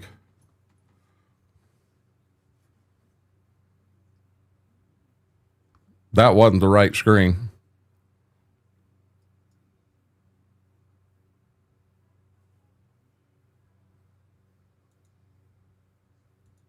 There we go.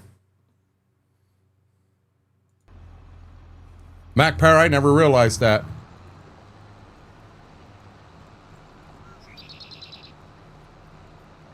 We never discussed that number again, Fingo.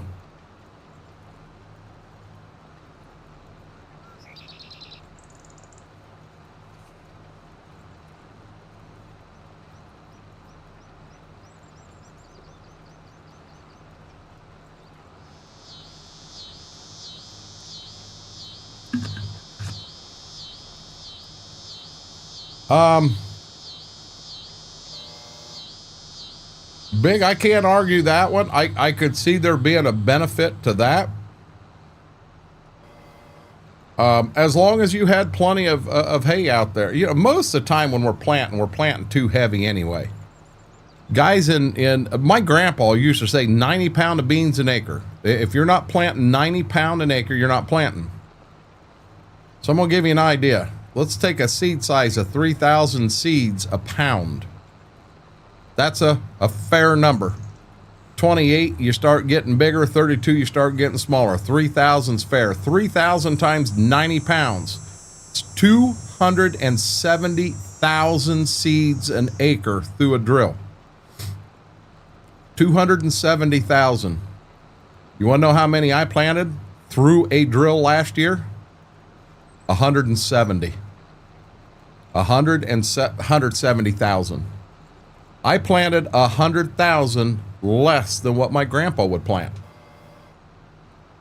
And that's the direction we're going. When I'm running the Kinsey and it's early in the year, I'll drop it clear down to 145, 150,000 seeds an acre. If it gets later in the year, I'll up it some. So I did change a little bit. I think what I actually planted in the beginning, I think I dropped it clear down to 165,000. And I think I finished at 190,000 through the drill. But my average last year was 175, and it was all based on the time frame that I planted. Cover my house, Chalmers Farm for my RG. I can't get mine back. Brandon, that and there I was, what was I, 9 seasons into it, had over 750 hours on it. It's gone. I lost it all. Welcome back, Mary.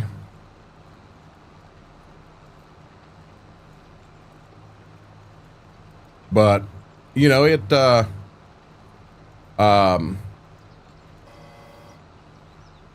farming is some of the tactics and things that we'll use here are going to be different than what they use in Illinois, which is different than what's used where Big's from.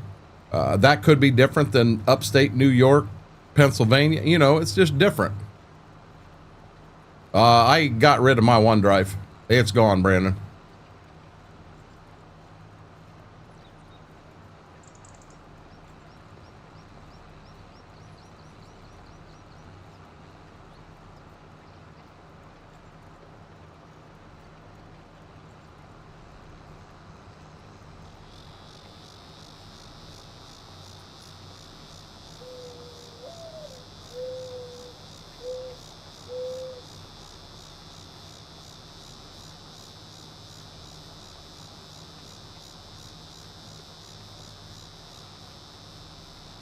Brandon, I've got friends that use it and love it and swear by it. I mean, it's amazing to them. And myself, I had nothing but trouble with it. You know, I'm not for me.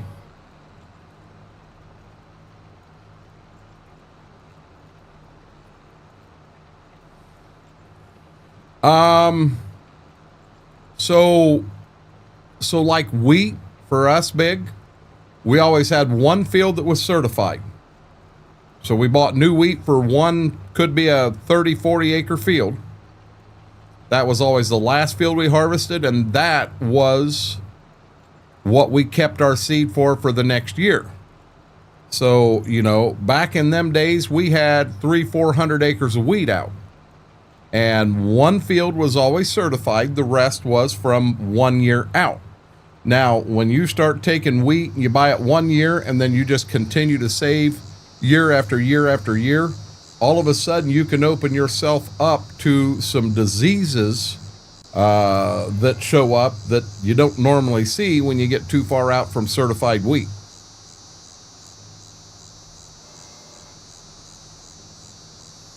That's not good, Brandon.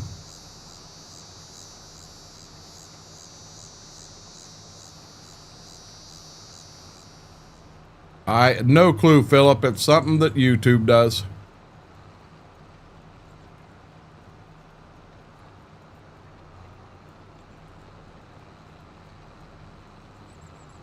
Mary don't have one because she's too busy chasing fire trucks and figuring out what's for dinner and sleeping, and she's just not talking tonight.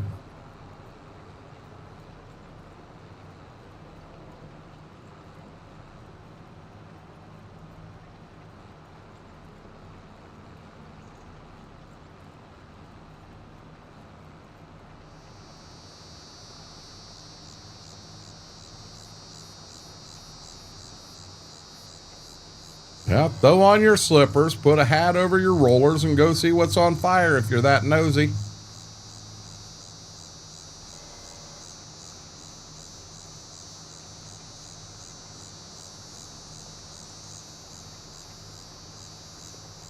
Wow, big.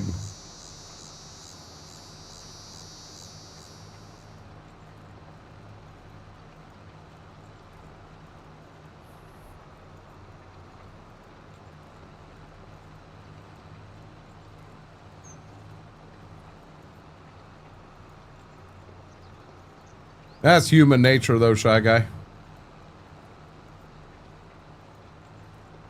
4 police cars go by, stop at a house 3 houses down. You go out and get in your car and drive around the block just to see what you can gawk and see. That tends to be human nature. You're driving down the highway and there's 2 police cars. They got a car pulled over and there's a guy out. You're looking to see if you know who the guy is or recognize the car. Human nature.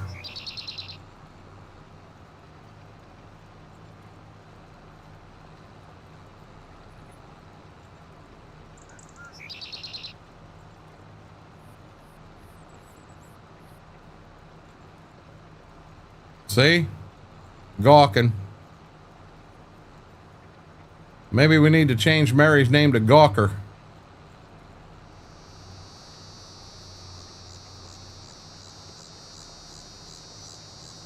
You think, Philip? They busted a huge meth lab, and it was at a rundown property right around a farm we farmed around for years.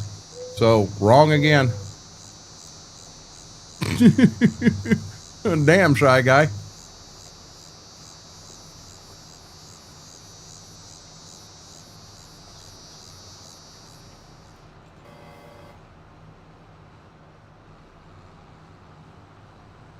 I got a farmer that's a vet, and the original place he was in was a duplex. Half the duplex was his veterinary clinic, and the other half was a house. And in there, I'm going to be real honest, he's very fortunate he had no animals in overnight, because in the house next door, the other side of the duplex, was a meth lab, and it blew up, and it leveled it all. So he ended up buying the house next door to it, so he owns the whole thing now, and he runs his veterinary clinic there. He said, I wanted to stay in the neighborhood because he said, I knew the meth heads were out of there now. Oh, gotcha, Shy Guy.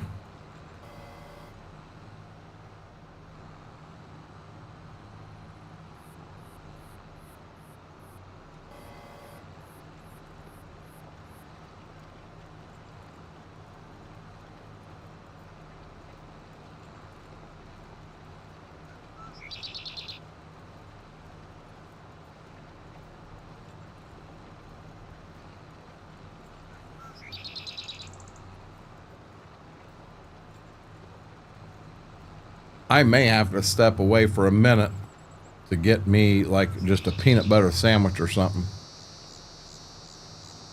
I had ramen noodles this morning, and then them cheese sticks that we had with the pizza, I did nuke, I think, 4 of them pieces up. And I dipped them in. I didn't dip them. We didn't put the sauce, the marinara sauce, away. It sat out all night. I know there are people that would eat them, but would go ahead and use it. But when I look at the lid and the lid is swelling up, yeah, we're not touching that. So I had that for kind of a lunch. My stomach's getting a little itchy, and I'm thinking maybe a peanut butter sandwich will solve that.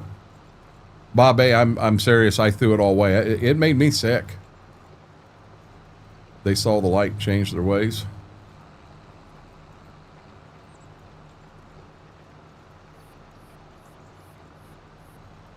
Well, there are folks that'll, I swear, B-Mac, they'll, Hawaiian pizza or any pizza that is set on the stove overnight, and they'll just go right ahead and open it up and eat it next morning.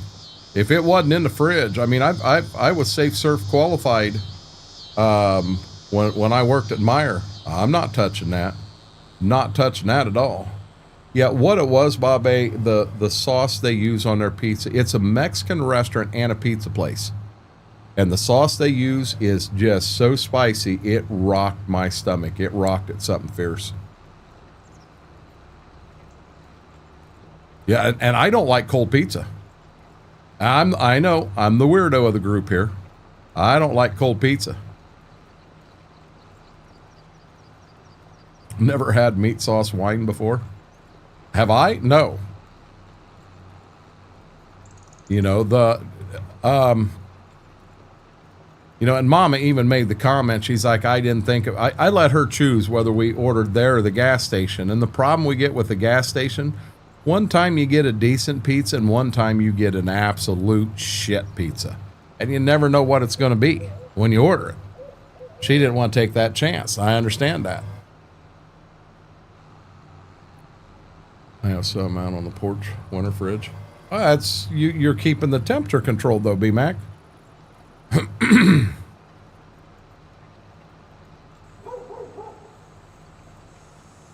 I didn't say nothing about salsa. Their pizza sauce is spicy. That's all I said, Philip. Their pizza sauce is spicy. Well, hey, B-Mac, when we go to Michigan and we happen to be staying in the UP at a hotel or something, you know, we're not in the cabin for whatever reason. You know, let's say we go to Newberry, we always stay in a hotel there, or if we go over to the Keweenaw Peninsula, we always stay at a hotel there. And let's say, you know, somebody buys a 12-pack of Mountain Dew, it sets out front. Our porch has windows.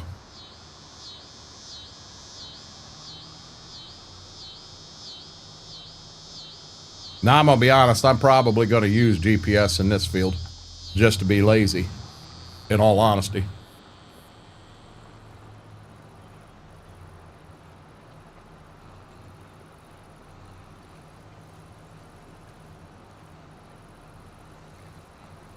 I think this first year we're going to plant through the majority of the rocks because I'm not 100% sure how I'm going to get them to where I want them. I got an idea, but it's going to be a lot of off-stream work.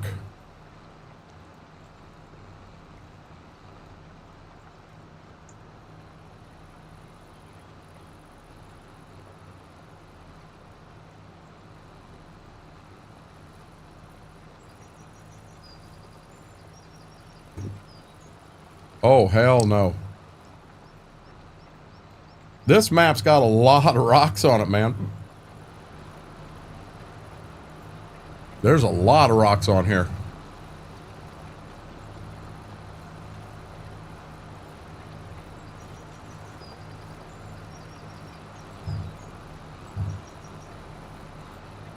We'd always go out. 4230 had a front end loader on it, or the Bobcat. And you'd go out and have 4 or 5 kids and just walk the field and pick a whole bucket load up, put them in the bucket. Then we'd take the tractor, we'd take the Bobcat, whatever we were in, and take it to the rock pile and dump it.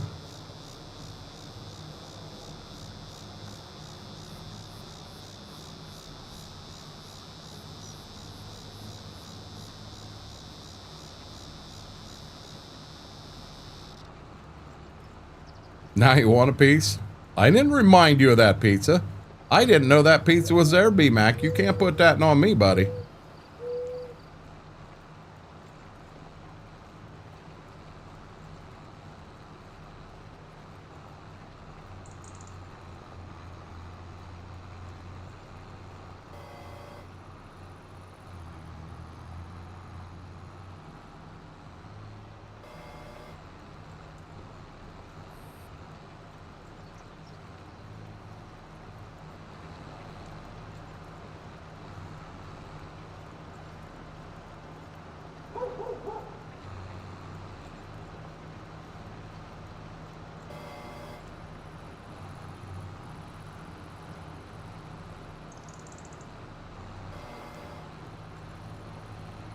No, Bob A mentioned cold pizza, not me.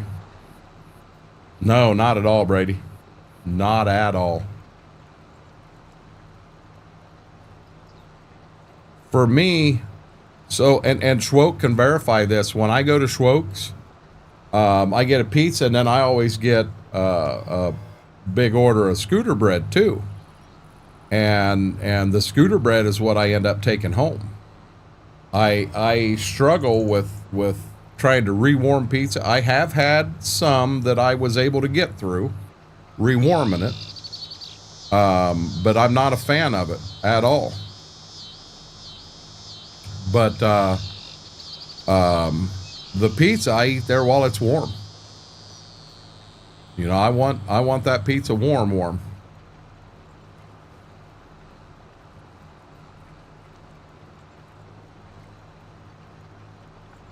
Guys, if you haven't yet, huge favor, hit that thumbs up button. Just helps the stream, helps the video out. If you are not a subscriber, consider hitting that subscribe button. Does not cost you a penny, just helps with the growth of the channel.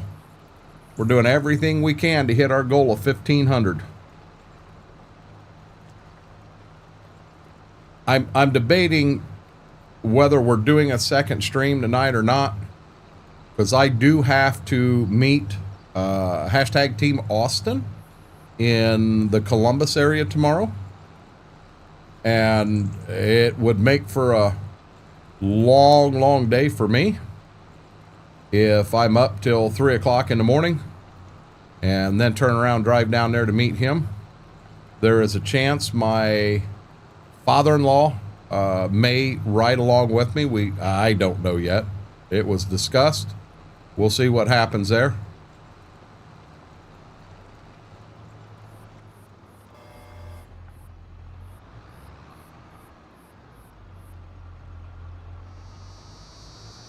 Hey, I got a question. So anybody out here with a sleep machine, and I know actually quite a few of you have a sleep machine and run it. I run it's an AirSense 10, and I can't think of the company that makes it, but the name of the machine is an AirSense 10. And I'm going to say for years, I think I've had this machine somewhere between 4 and 5 years. If I sleep an 8-hour night, I will run a half a tank of water at best. At best. Now that's with the humidity turn. I don't know the exact number I got my humidity on. For the past week, in 6 hours of sleep, I have no water left in my tank. I'm going through water faster now than I ever have. Has anybody ever had that with a sleep machine? ResMed is it, correct. Demonic, how are you doing?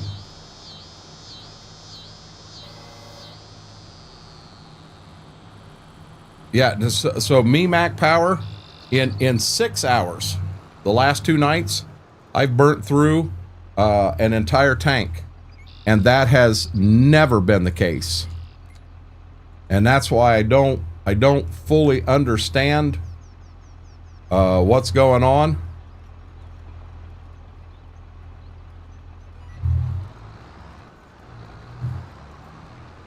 Yeah, but if I go back 3 weeks ago, Bob A, this didn't happen. So it's just, I wonder why I didn't notice it when the cold spell first hit, Schwoke.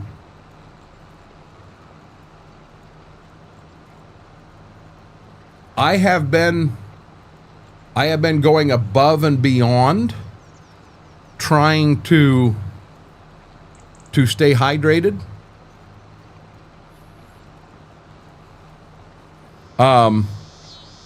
Well, here's another thing, Schwope. I think that first cold spell was colder than this one, because we actually got down to double digits below without wind chill. But Mama was in Florida, and I wasn't sleeping 6 and 8 hours.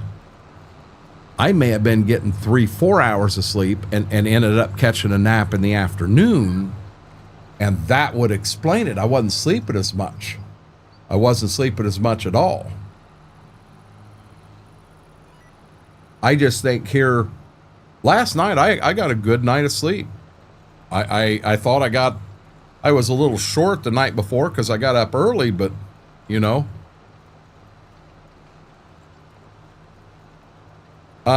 We have a humidifier in one room of the house, and it's a room that's got some of her machines in it, and we have to have it in there because for that machine to work properly, it has to be at a certain humidity level. Braden, how are you doing? Have a good night, Kevin. Yeah, I didn't even think about it being dry in the house. When your furnace is running, it dries the air. I mean, that's a fact. We all know that. So, that makes sense. I didn't even think of that. I did not think of that. Apparently, I've still got lines on, and I don't want them still on. We'll have to get them shut off.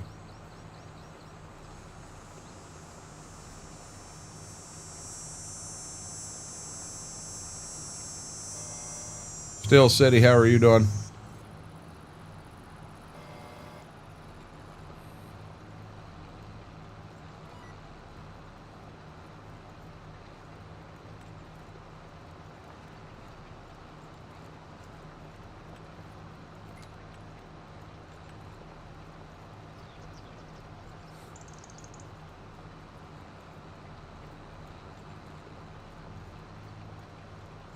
Well, hey, now, Big. I did change. I've got, it's the same hose. It's just the hose from my second machine. This is my third machine. So I did put that hose on it, and I have that other mask. I'm gonna be honest, I don't like that mask as much because I cannot keep it sealed good. I am surprised right now you don't see lines on my face because I did. I took a nap. I laid down in bed and put the mask on, and I'm telling you, I wake up and you could see where I had the mask on. That's how tight I've got it. Oh, now you son of a gun. I don't want 4. I want 3. I want 1. I want tracks only, and stop that. So when I have, I can clean my hard shell. I can clean it really good, and it's good. My like rubber surround that is actually against your face, I can't find one.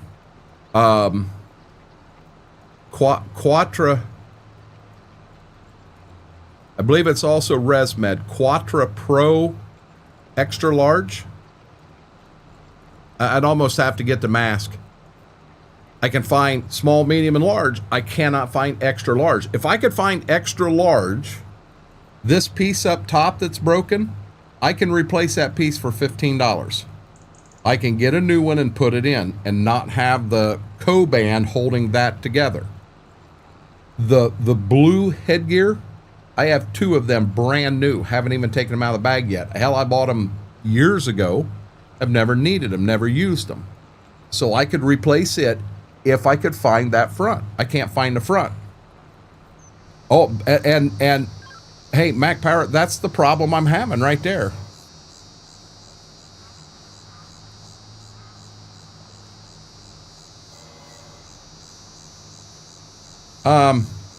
Hey, I'll tell you what. I don't want to keep him running. I want to go do 2 things real quick. I'm just going to make a peanut butter sandwich and come in here with it. But I'm going to grab my mask, my old one, and I'm going to see if you guys can help me find it.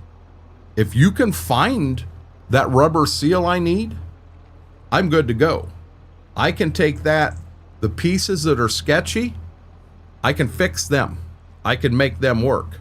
But give me 3 minutes, 4 minutes. I'm going to run and do all this stuff, and I'll be right back, guys.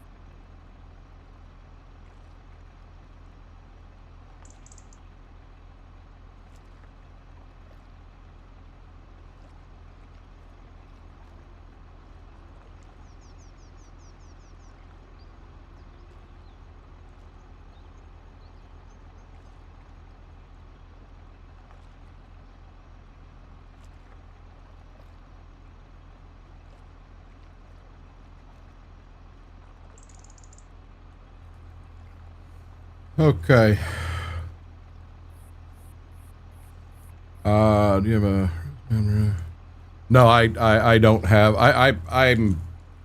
I'm buying everything out of pocket, Big Chris. No, this piece cannot be 3D printed. It's rubber.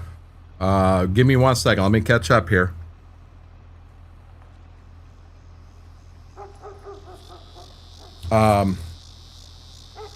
So now, this is my old one.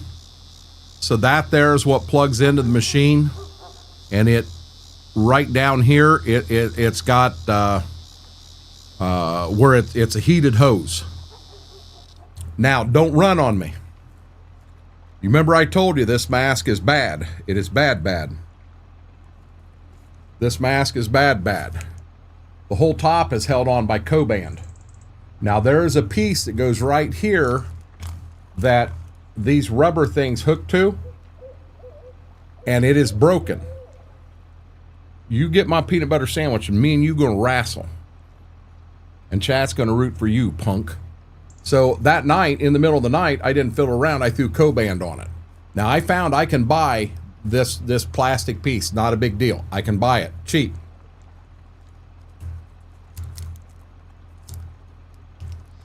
This piece right here, I can replace it. I've got tape holding it on because if I don't, it comes off. It won't stay on. But I can replace that. Not a big deal. This piece is good. No issues. I need to replace this rubber seal right here. There is a blue thing here that helps snap and hold it in. It's fine. I can clean it. It's fine. This is no good no more. I can't replace it. This mask is all the light I got on here and I can't read this. Schwoke, I can't find a new mask. I've got 2 different kinds in there that they had me try, and I can't get them to seal. This is the only mask that I've ever been able to get them to seal and seal properly.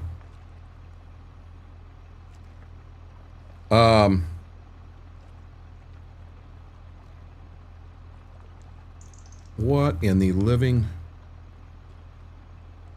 Quattro. Mirage Quattro. Mirage Quattro.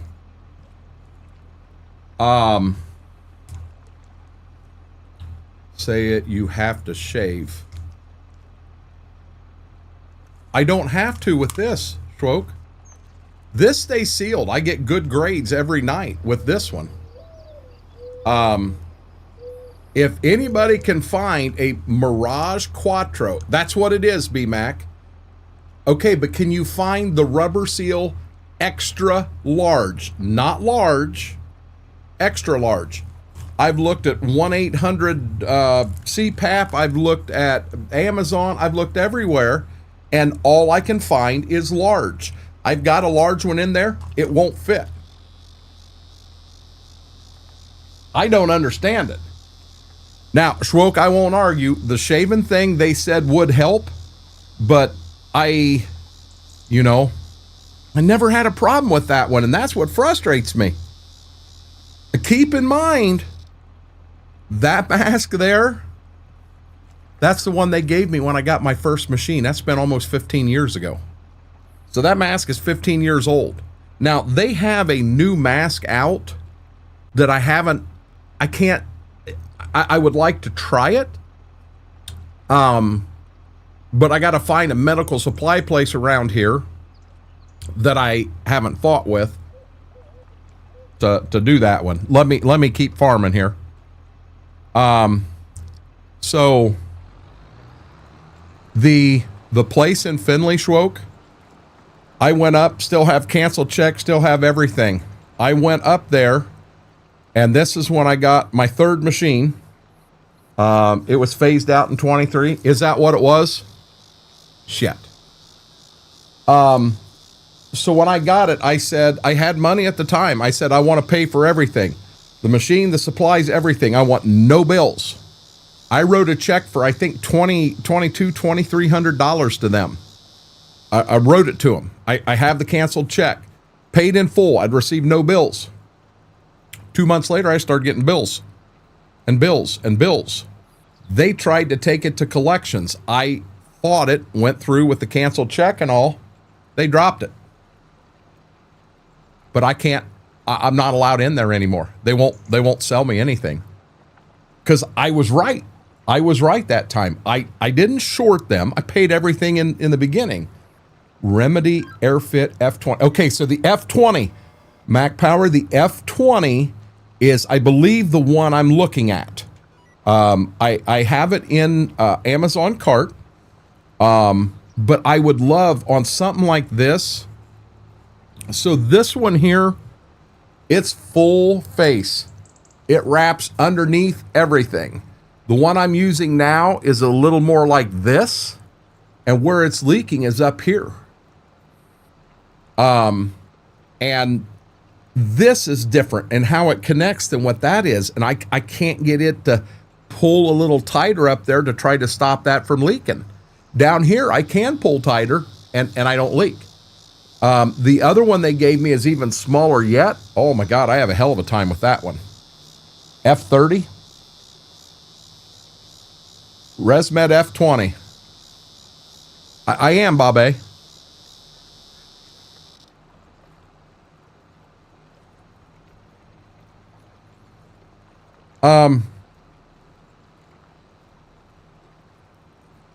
Bobby, with the insurance that me and Mama have to use right now, I'm guessing I've got to call and get everything pre-approved, and I just can't walk into a store and grab it.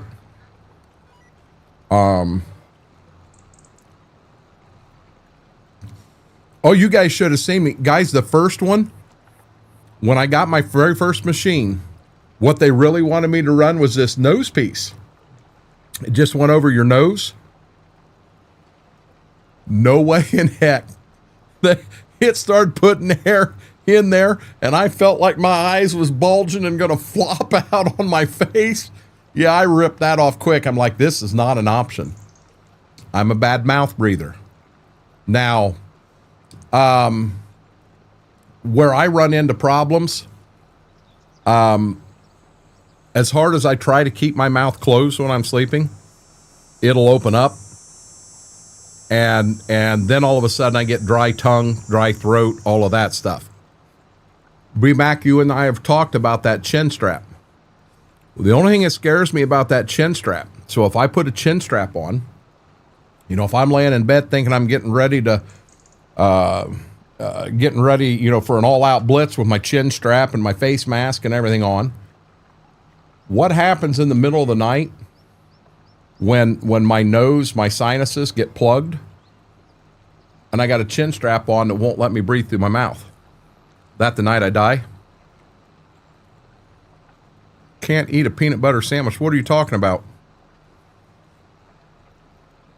Use a nasal mask with a chin strap? Yeah, see, now, Brandon, the nasal mask thing is what they tried on me at first. Oh, damn, ain't no way. No, I don't have a choice. I got to get something in my stomach, B-Mac. Mama don't like the heels, so I'm being good. I'm eating the heels.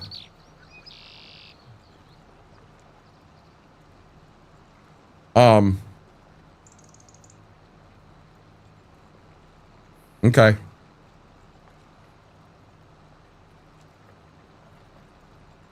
How are you doing, Klein? Hey, Klein, I have an honest question for you. So I got to stop to show you. So I put the hitch on this cultivator here. Okay. Sorry, it's going to save. You have to give me a second.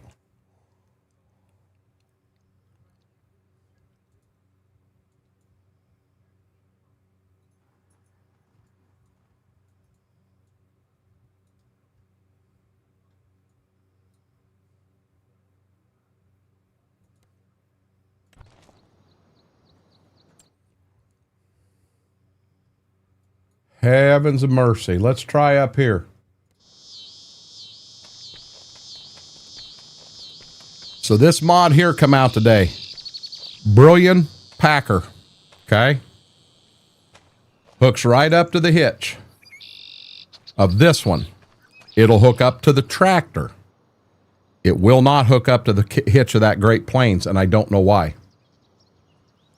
Swap to from time to time. The VA keeps me stalking them.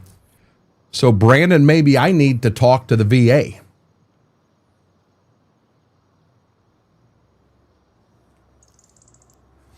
I don't know if it's an F30 or an F20 that I was looking at, because both of them sound familiar. Klein, I'll show you something else.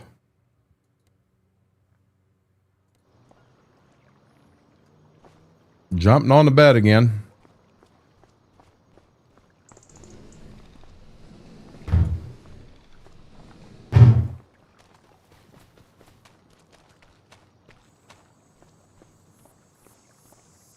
Look at there, buddy.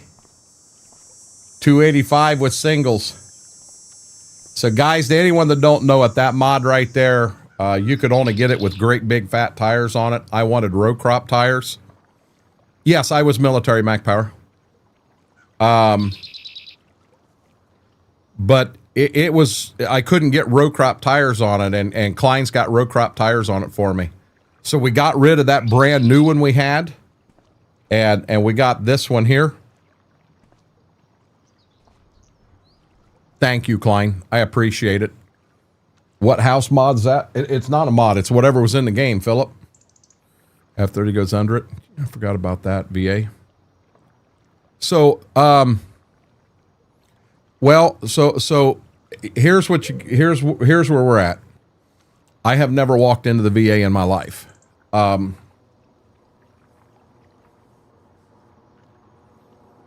don't know why. I don't have an excuse. Call it intimidation, call it whatever. I don't know why. I really don't. There are probably a lot of things through the VA that they would cover for me. And it is stuff I have earned. So in the situation that I'm in right now, my wife and I have qualified for Medicaid. We were running for a year there with praying we never had to go to the doctor because everything was out of pocket. I myself, it bugs me. I'm not proud of it. It's the first time I've ever said anything about it. I'll probably never say anything about it again. But things through Medicaid have to be pre-approved. So the whole deal with the Ozempic, I had qualified for a program with Ozempic, and they covered everything for that first year. Then all of a sudden I didn't qualify. We didn't know why. And Medicaid would not cover Ozempic, but they would cover Trulicity, which is what they put me on. They had to put me on Trulicity for 2 months, and then they would entertain the idea of Ozempic. In this process, Ozempic has approved me again. It said for a 1-year supply that ended the first day of the 15th of January of this year. I'm hoping the date's wrong because I've got a 3-month supply of Ozempic out there. So that's why you have to get in touch with them to get approval for stuff. Yeah, Klein, I do. I appreciate that. I appreciate that. So here's my question. Does every county have a VA office? Do you have to go to a VA office to start there? Do you have to go to a VA hospital? Do you have to, how do I even go about doing that? If there's someone here that has an idea. Never too late. It's gotten so much better. Exactly.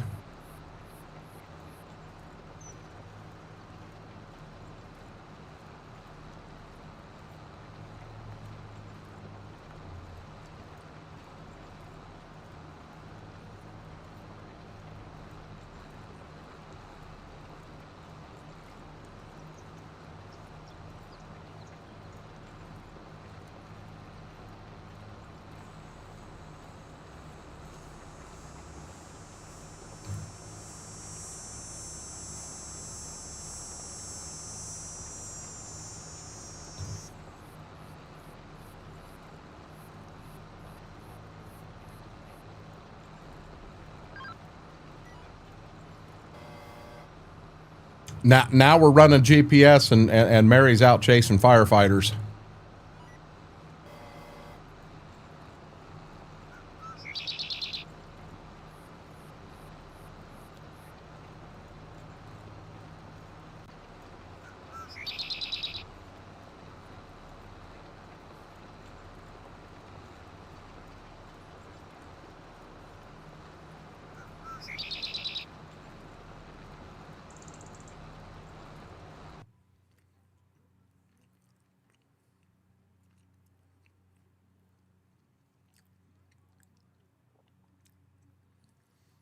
Huge favor, guys. If you haven't, please hit that thumbs up. Really helps the stream, helps the video out. I'm pushing hard to try to get to 50 thumbs up every stream video we do. If you are not a subscriber, consider hitting that subscribe button. Does not cost you a penny, just helps with the growth of the channel. Not at all, Brandon. Not at all. Schwoke, I really appreciate that. Thank you.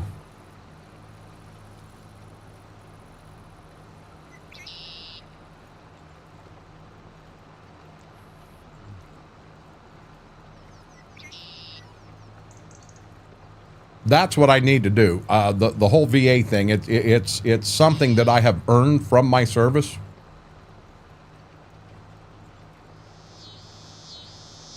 And as I say, take advantage of it. I'm not trying to take advantage of anything.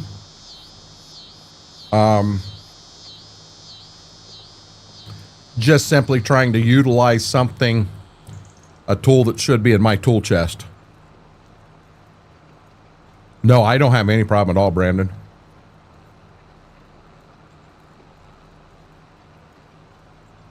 Exactly, B-Mac.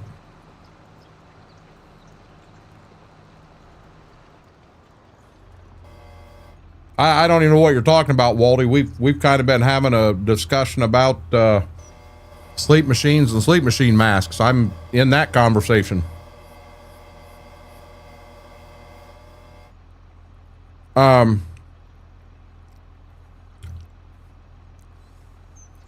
Guys, I'm dead serious. When I was working in a factory in Lima, I had only been out of the military a year or two, and they laid us off for a month. But what they wanted us to do was use 2 of our weeks of vacation in that month. So we still got paid. I was told you can file for unemployment for that month and get paid through that. And I wouldn't do it. The way my mind worked at the time, I felt at that time I was an able body. I could work. I could do anything and everything physically. I had no issues at all. And I felt unemployment was like welfare. And I'm definitely not looking to upset anyone, but what I'm about to say may piss some people off. I think welfare was a very good program with how it was introduced and what it was meant to be. But I think in today's day and age, people take advantage of it. And I'm very against that. If that upsets you, I'm sorry. That's my feelings. I felt that unemployment was a form of welfare, and I didn't want to do that when I felt I was able-bodied and everything. Now I'm in a situation where I have some physical issues going on, and I can't go out and do that. I don't have the ability to do that. I am attempting to find something that physically I can do, you know, and be able to come home at the end of the day and walk. This whole Medicaid thing that me and Mama's got, it's killing me. When I walk into Walmart and I get 3 prescriptions, happened a month ago. She hands them to me and says, I owe nothing. It's not right. And it drives me nuts. And I feel like I am taking advantage of people. There are people out there that can't. They need that. That is the only way they're going to get by. You know, and I understand that. I feel like there are some things I can do. I just need to find that thing and move on. I don't want on this stuff. I don't want on it at all. But, you know, it's meds that I need. You know, there was a lot of appointments that oh boy, there was a lot of appointments that Mom and I should have went to see a doctor, and we didn't because we didn't have insurance. And now at least we can go and see a doctor. I'm weird that way. I do. I 100% do. I think welfare was a very good program and used the way it was meant to be used. I'm 100% behind it. But, you know, I do my best to not be political in here. I do my best to stay away from it. My opinions and me and BMAC may 100% disagree on something, but you know what? BMAC and I are close enough that he'll listen to my opinion. I'll listen to his. I'm going to respect his opinion, whether I agree or not agree. And he does the same for me. Me and Schwoke have generally, Schwoke and I have pretty much got along on most things, but we've disagreed on some things, and we can talk about it. And it's real hard to do with a lot of stuff here, because there are people out there that 100% are setting on welfare, and they could be working, and it's tough. Leftover chili. That sounds good, Wookie. Exactly, Big Chris. Exactly, B-Mac. You know, and I have friends, I have family that continued to do things without going too crazy, so that they could maximize their amount of money they got from welfare. And I never thought that was right. I've always fought. I've kept it to myself. I think my dad did a good job. Well, my dad and my mom did a good job raising me with some morals, with some ethics. And I'll be dead honest. As soon as I am 100% able to pay for the prescriptions, you know, to have insurance where I've got a copay and then I can pay a certain amount. Yeah, that Medicaid's gone. It's gone in a heartbeat. I don't want it. BLT sub with hot honey on. That sounds good, Schwoke. Have a discussion, being able to be friends at the end of the day. Exactly, Shy Guy. I'll be dead honest. I have people out there that I call friends that I can have a conversation with, and we're going to disagree on stuff. And at the end of the conversation, we still respect each other, care for each other, do anything for each other. And I'm all for that. I mean, it's no, I've got a damn good friend who him and I politically are on 100% opposite sides of the aisle. And we can have a conversation, and we can get feisty with each other. And at any point, if it gets to, I'm done, just say, hey, let's change the subject. And it can be him or me that says that. And respectfully, we change the subject. It's done, it's over with. Done and over with, you know? I told you never work again. Your eyes up, climb, he'll get over it. I'm going to get back. Well, there's no secret to it. I'm doing everything I can to make this work. It goes beyond coming in here for 4 hours a day before stream and playing a game, and then going live and playing a game and doing a little, it goes beyond that. It takes time. It takes work. To what I have been doing on TikToks has changed. If you've watched any of my TikToks in the past, and then you've watched any in the past 4 or 5 days, they are significantly different.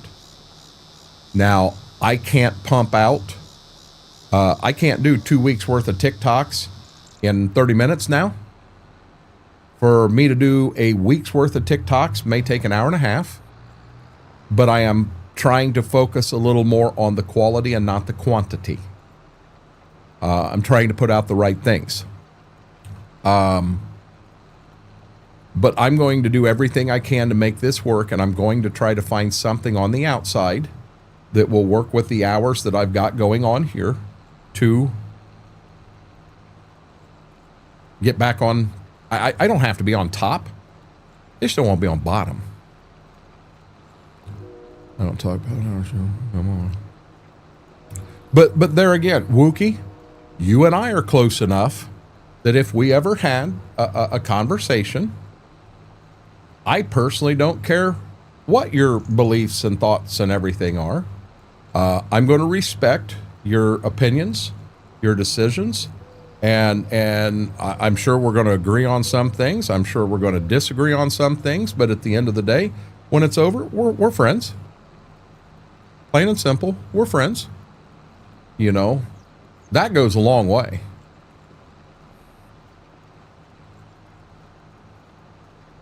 You know I'm not right on everything by any means.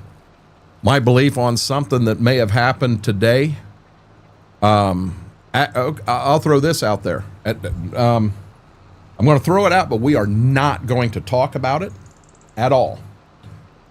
So the whole thing with ICE, everybody has an opinion. Everybody has thoughts and opinions. And again, guys, we're not going to discuss them. I have no issues listening to someone that 100% disagrees with me. I'll respectfully listen to their decision. At the end of the day, you know, got it right there. It pisses me off. Well, but my point is, I'm open to talk anything with anybody. I don't care. I don't care at all.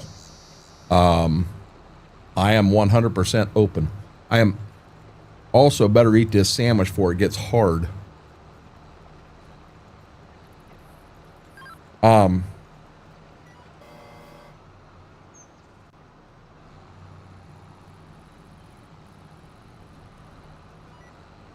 But man, there's some topics and shit out there. Wow.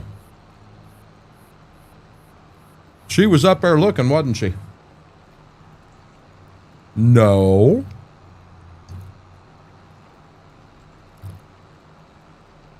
B-Mac, when I do this, I generally give each of them a corner, and she knows that. Oh, it's Sunday. It's Schwoke's weekend, guys.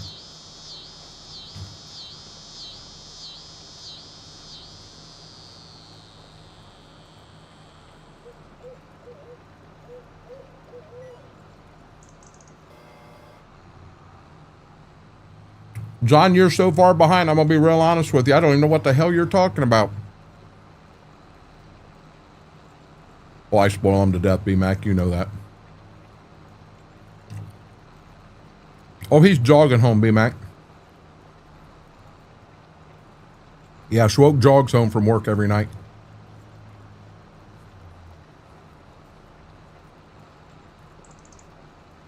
By God, Mary did kick us to the curb, didn't she?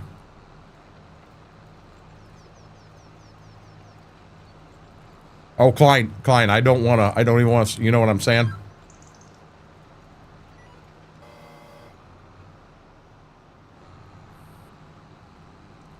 Bobby, I think Schwoke's house and the shop are like 2.5, 3 blocks apart. I doubt he's jogging. He probably drove. But he could jog if he wanted to. No, he couldn't. He could walk.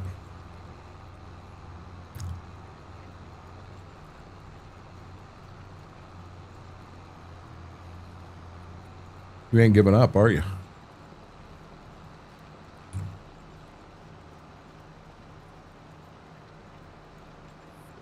Oh.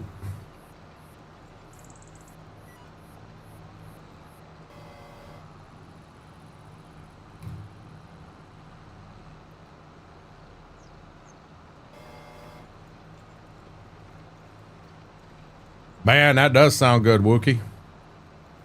Wookie, how has your weekend been?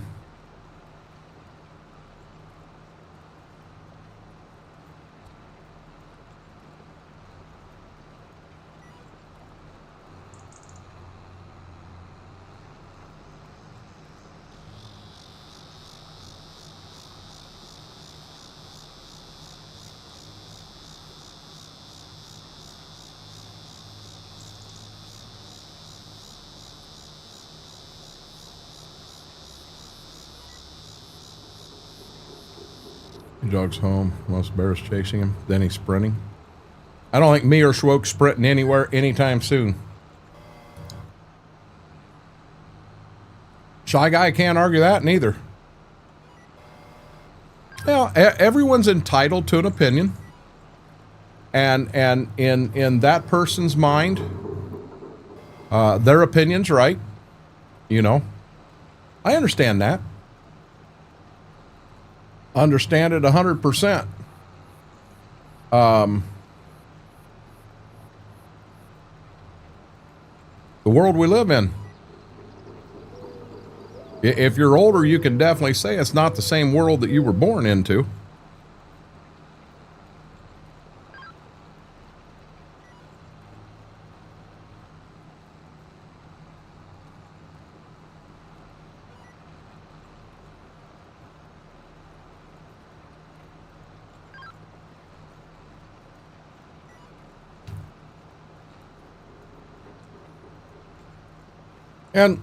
And to a point, that is different nowadays, B-Mac.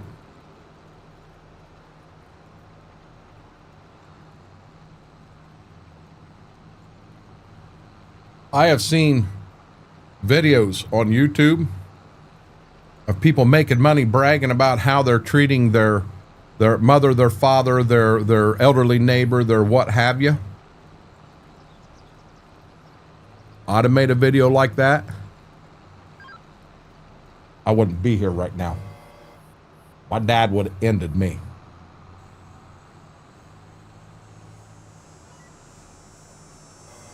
He would have absolutely ended me.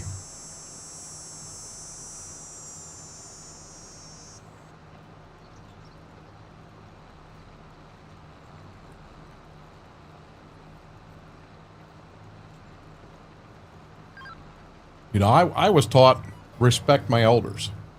You know, I was taught that treat a lady like a lady. You know, when you're walking in somewhere, you open the door for them. You hold the door for them. You know, it's colder than hell outside. You're waiting at a bus stop. You pull your jacket off and let her put it over her shoulders to stay warm. That's how I was raised. And you know, that don't go on as much anymore.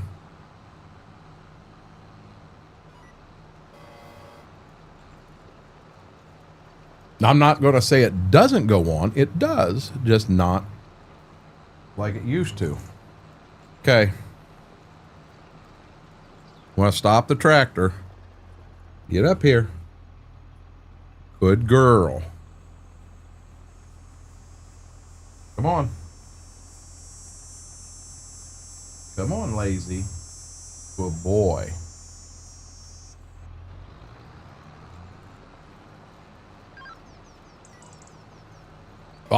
B-Mac, I'll tell you, Wookie's talked about the town he lives in, and I'm not going to mention any town names. I don't want anyone to mention it if you know it.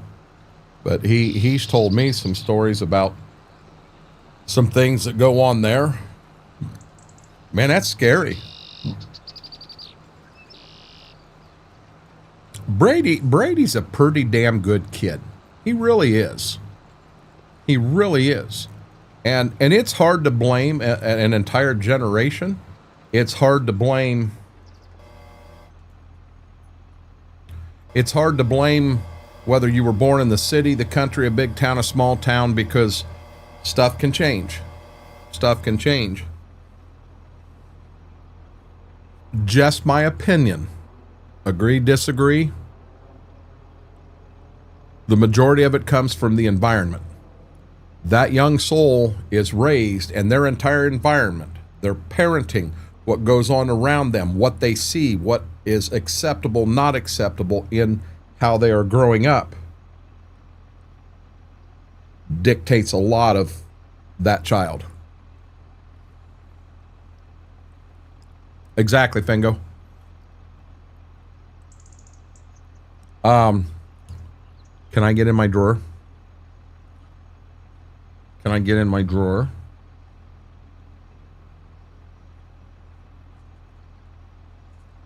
Now listen, you are not going to be mean to your brother, okay?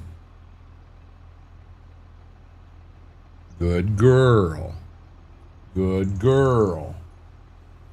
Give me 1 second, guys. If I had to guess, you guys probably won't see Ziva again tonight, and Gibbs won't leave this room. Oh, I did get butt whippings, B-Mac. Most definitely.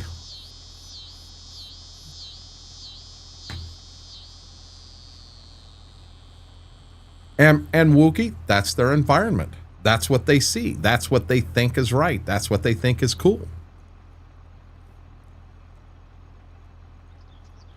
You know,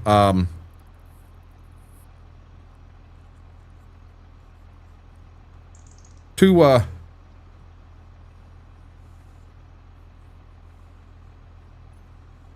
a young person, did pin a few things on me. Oh, Fingo, I never got one that I didn't deserve. So to a young person that doesn't know any better, and that's the only thing they see ever. That's it.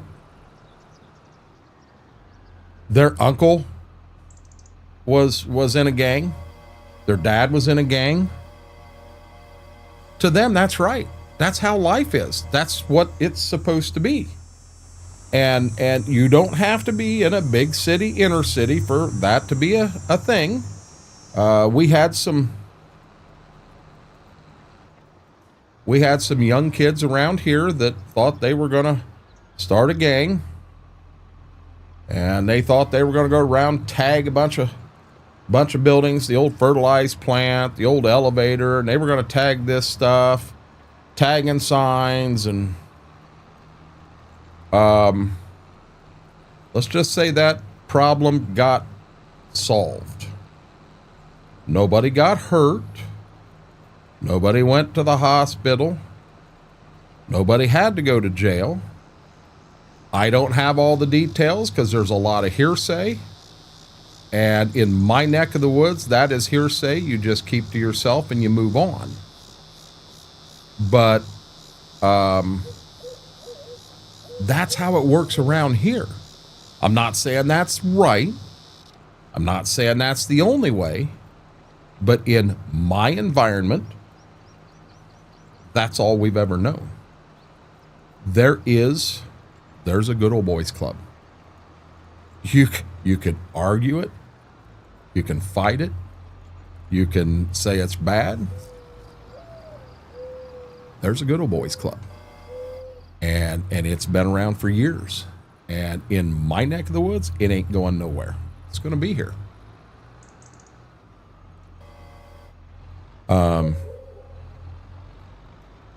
See, and I'll be honest, Wookie.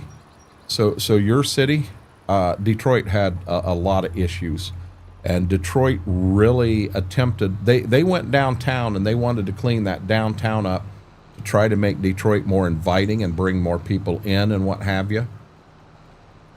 And they did a good job. They cleaned a lot of that up, and a lot of the element that was there and creating problems in that, they have moved out to suburbs and what have you. You know, or to other towns, but Detroit did a good job. They cleaned a lot of stuff up, and you know, I don't know. We've been real deep here tonight, and Guys, if I've said anything that you disagree with or that offended you, I'm sorry for offending you. I'm definitely not trying to do that. You know, if you want to chat on something, I'm more than willing to chat. If you feel hey, you said good old boys club and that's gone, there ain't nothing like that anymore, and I disagree, and say something. I got no problem respectfully listening to a conversation and having a chat. I got no problem with that at all. God dang it. I was real quick to learn I don't know everything by any means. When my grandpa told me the day you go through an entire day and you don't learn something was the day you died. And I believe that. I try to learn something new every day.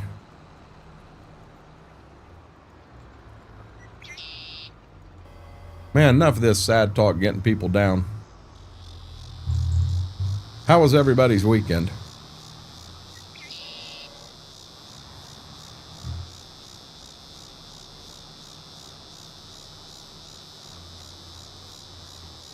Chris, I'm in Discord quite a bit, try to be. Now I have learned, so when I'm focusing on getting TikToks and stuff like that rounded up and ready and all, I tend not to get in Discord because I end up talking and I fall way behind and I don't get the TikToks done. But I have been trying to spend more time in Discord, and you're more than willing to jump in anytime, buddy. Short.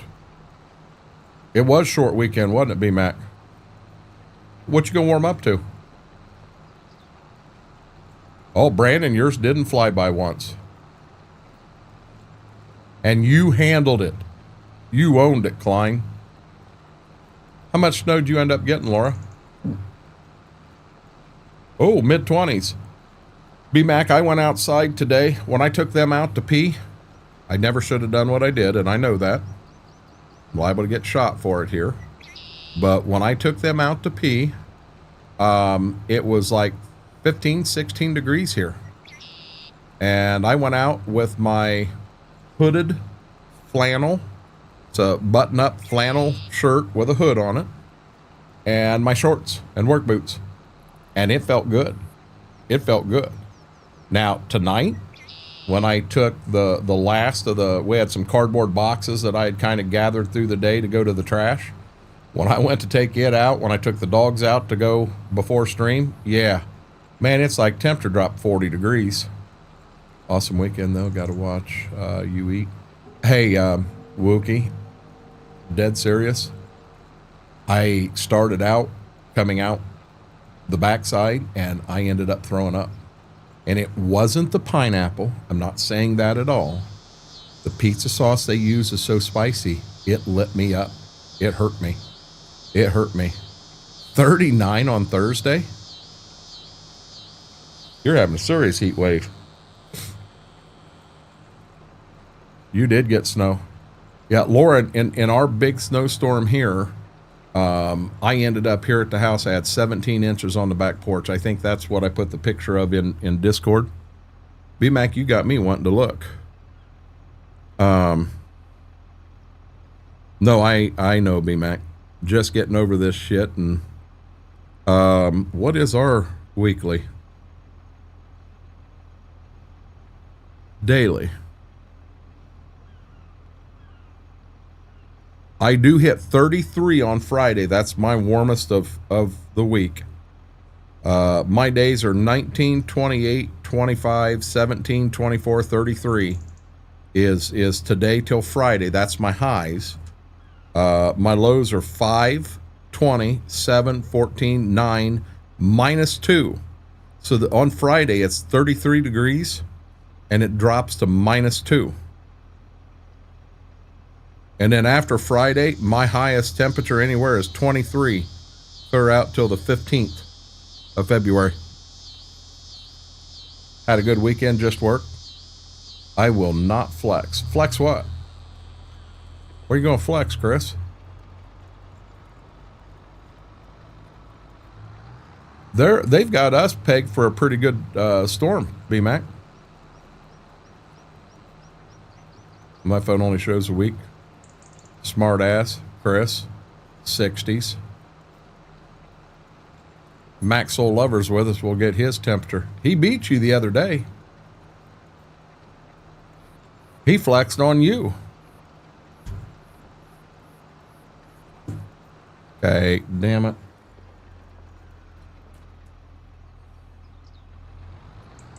$65 tomorrow. Wookie, that's nice.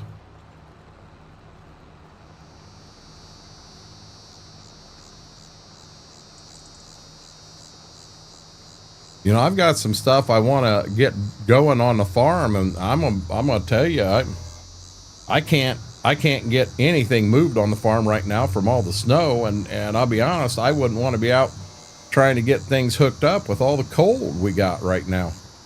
I mean, it is not pretty. That's pretty straight.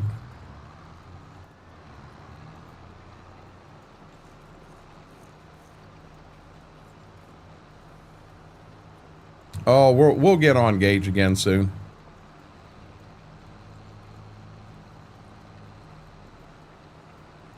Gotcha, B-Mac. You have a good night, bud. Thanks for hanging out. I appreciate it. Have a good day at work tomorrow.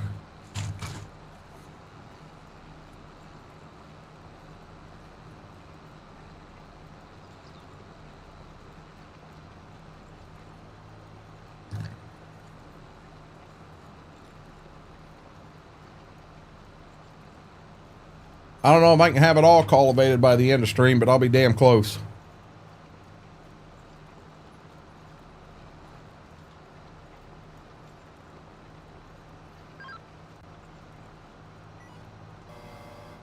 I don't care what anyone says. Mary left us, guys. She's out chasing the fireman down now. She left us.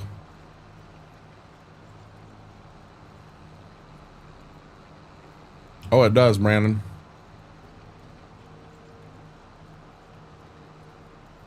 I'm back on Starbucks for now till Backroads gets done. Or are we just going to drop Gage then? Or what are we doing, Wookie? I need to know what to do. I got it on a server. Yep, she abandoned us. Oh, I got to fix this field. Look at them. We got to fix that.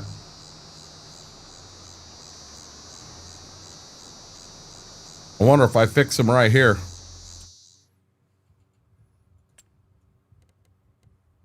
Not that much character, Fingo.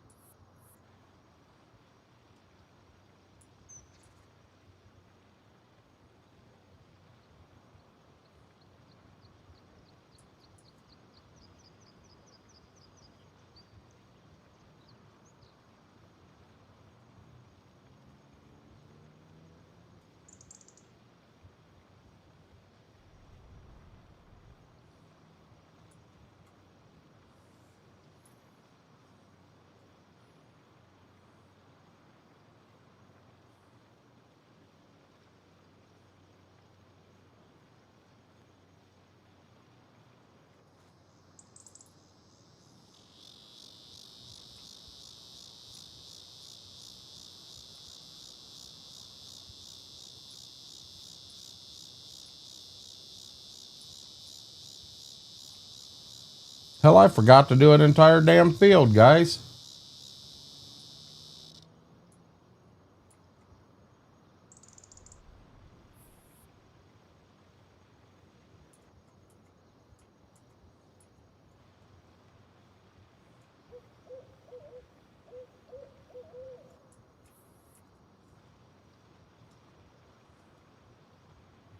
Your hot honey's really good, Schwoke.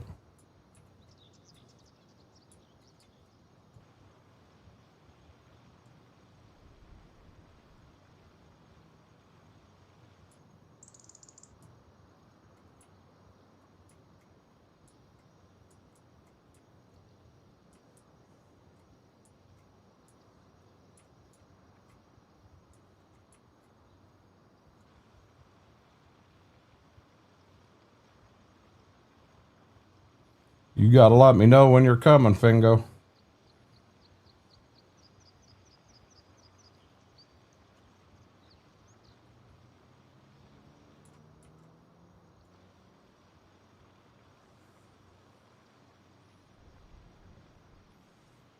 Yeah, Schwook, I like when I tried your hot honey, you made the comment, well, it's not done yet. I'm still working on it. And holy crap, I tried it and it's like not done yet. Jesus criminy, it was good.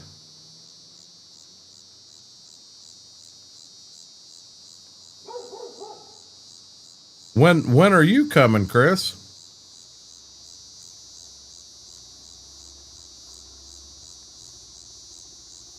Thick cut bacon dipped in maple syrup and peanut butter.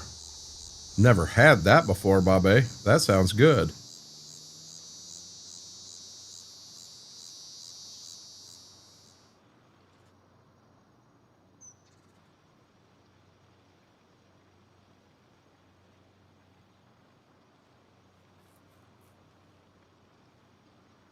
We wasn't talking about you, Mary.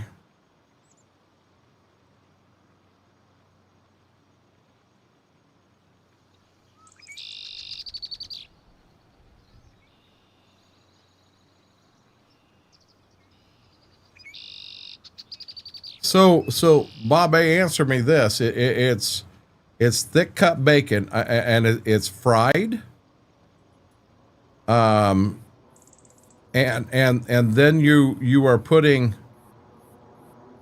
what kind of peanut butter? What kind of? I don't understand.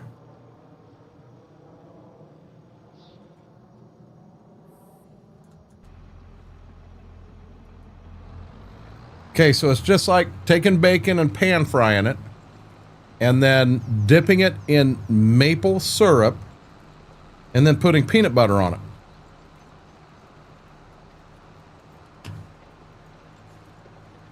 That sounds good, Brandon. Okay, so it's got two dipping cups, and you just have to dip it in so it's not like solid peanut butter. It's like melted peanut butter in a cup and warm maple syrup. Eat the syrup and peanut butter like dips. Huh. Huh.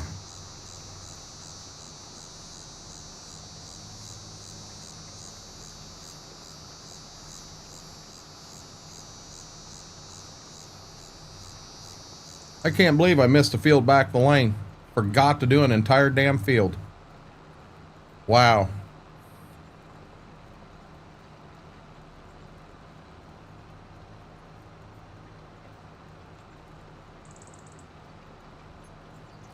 And this is funny. Hold on a second.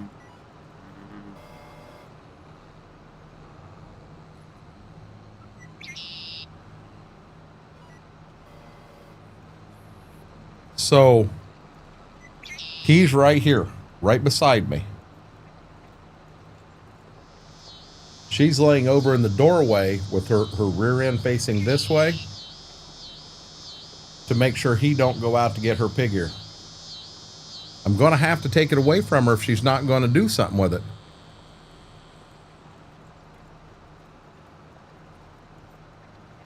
Oh yeah, I tried putting it on here. It don't work on a server, Wookie. I thought I told you that the other night. Edward, how are you doing?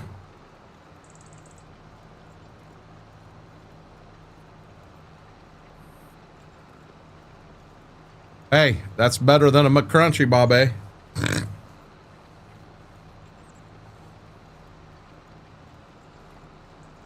Good deal, Edward.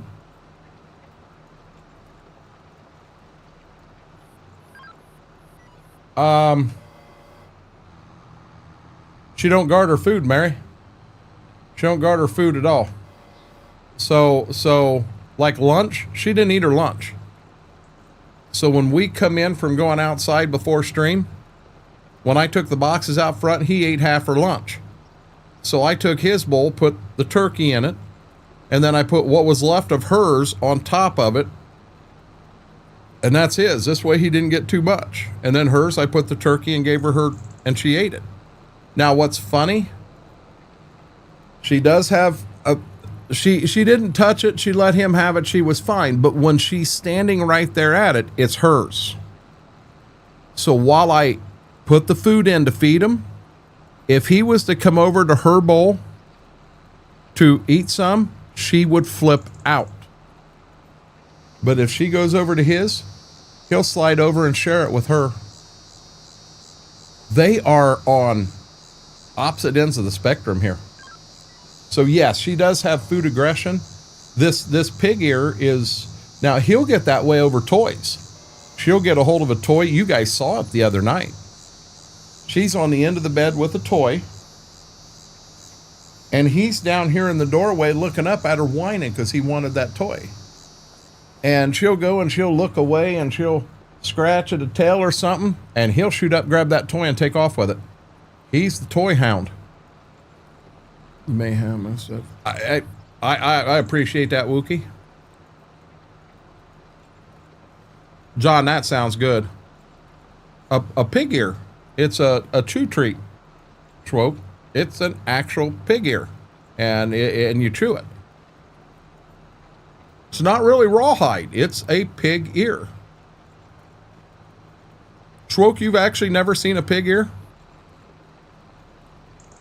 I know, Wookie. I'm messing with you too.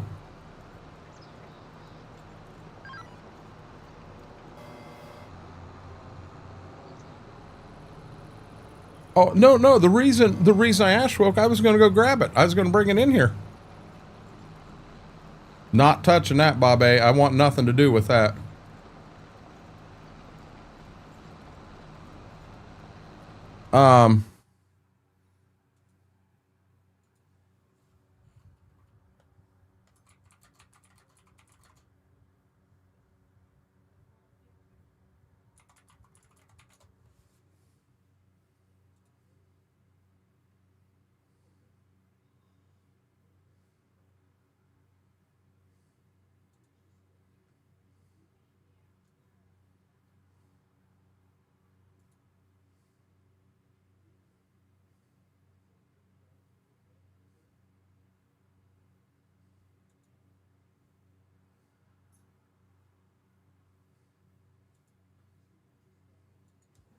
Oh, come on. I'm on the brakes. We got cultivator damage now.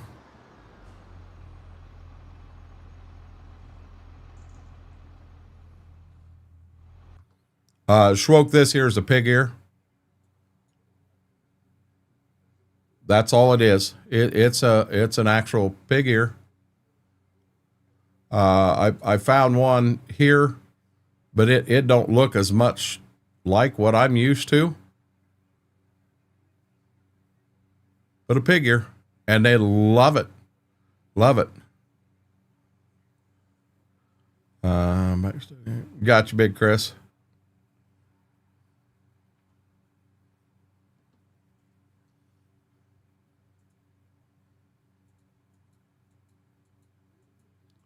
Let me get all that stuff shut off. Hell, I had 18 pages going up top. Yeah, I tried to jump back in time, and the game didn't pop up.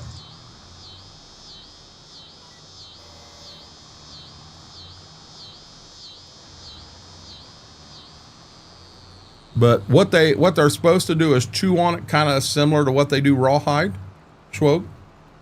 Chew on it, and eventually it chews down to nothing.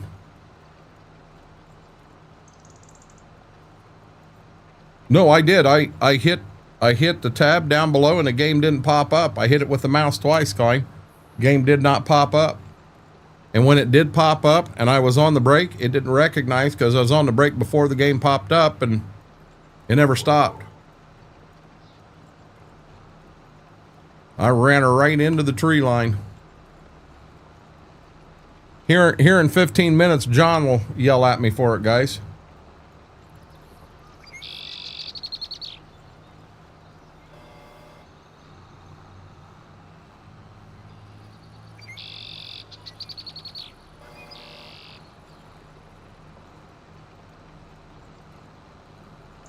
The hell did you do that for, Mary?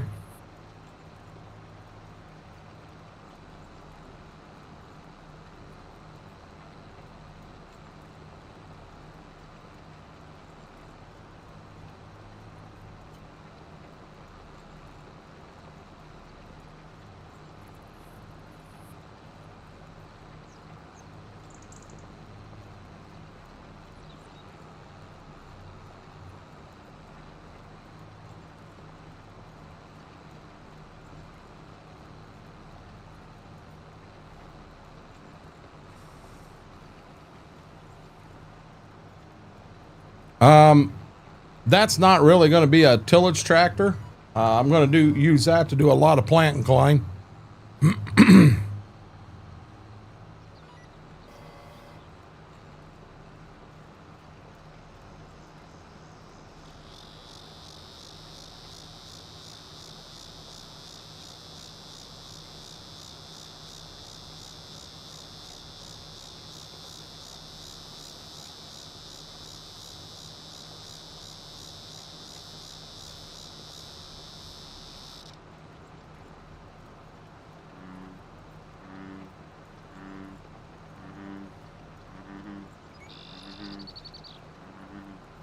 Was it a can or a bottle or what?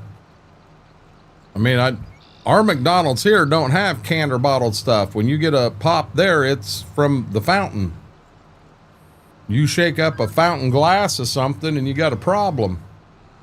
Comes out the glass in the car. You ain't got to worry about getting it home.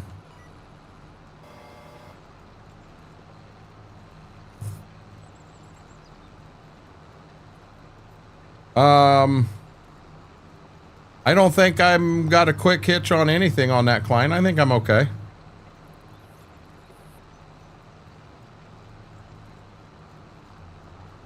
A better deal on a bottle of Dr. Pepper than getting a fountain Dr. Pepper at McDonald's?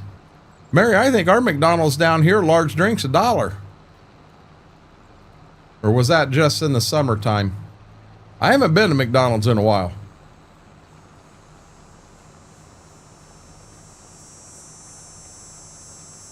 I believe I can get a large sweet tea at McDonald's for $1, and that's gotta be, when you get it with no ice, which is generally what I do, you got 3 or 4 cans of pop right there for $1.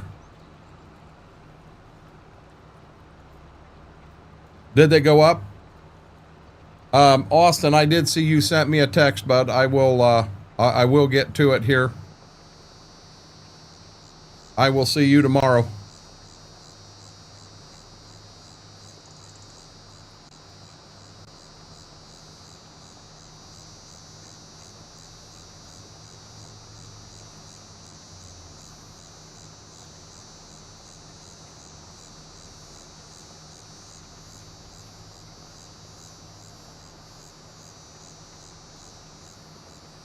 Man, he dropped me a tab and everything. He's on top of this.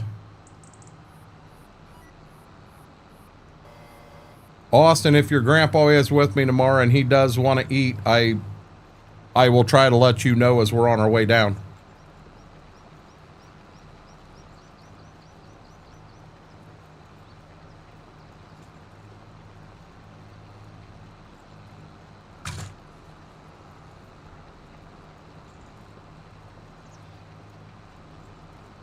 Low battery. Hell, I didn't know I'd used it much today.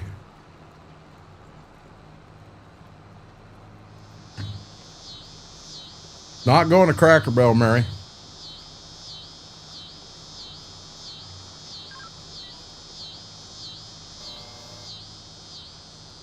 I don't know what a CB or a BE is.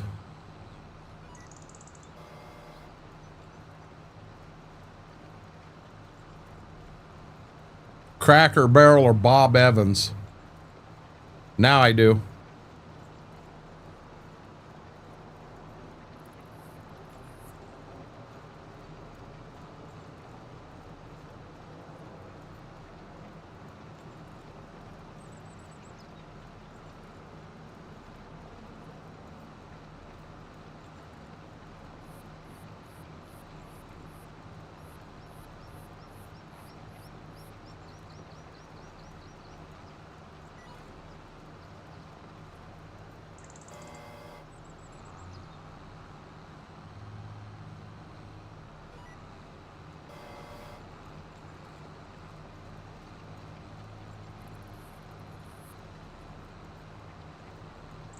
Look at this little rascal.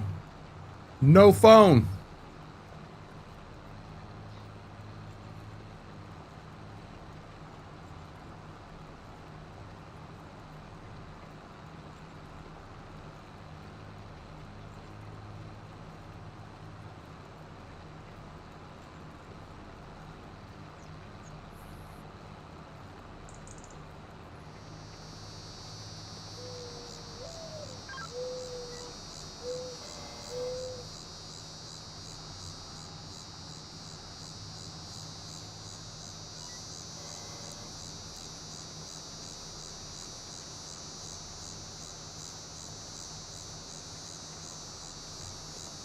Little rascal, I understand that 100%.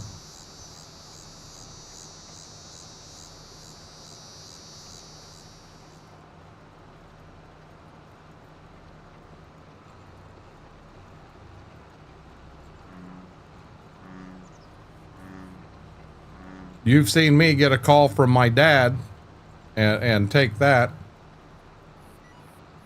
I make the comment, hey guys, this is my dad. I've been waiting for this one. I gotta take this. I'll be back as quick as I can. And I mute the mic.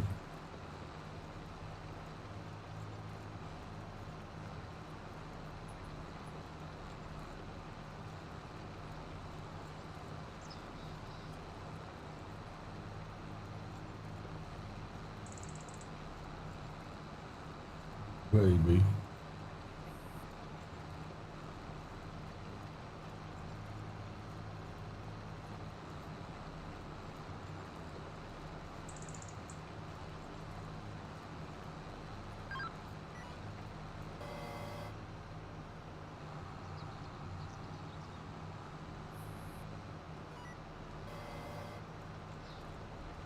This is so relaxing to me.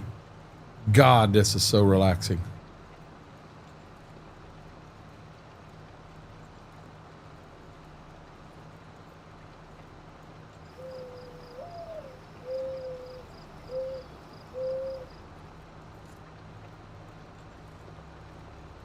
Guys, if you haven't yet, huge favor, hit that thumbs up. Really helps the stream, helps the video out. My goal is to hit 50 every night. If you have not subscribed, does not cost a penny. Right down at the bottom of the screen. All it does is helps with the growth of the channel, and we're trying to get to that 1,500 mark right now. Got you, Mary. Mr. Jedi, welcome in.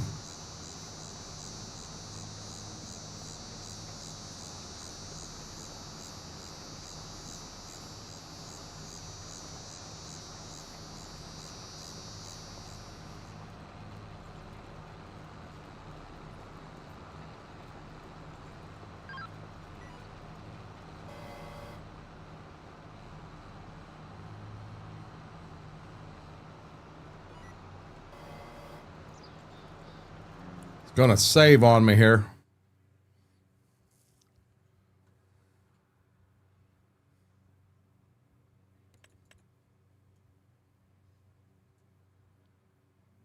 Yeah, see, I've got everything done except for this damn field here. I screwed up and missed an entire field.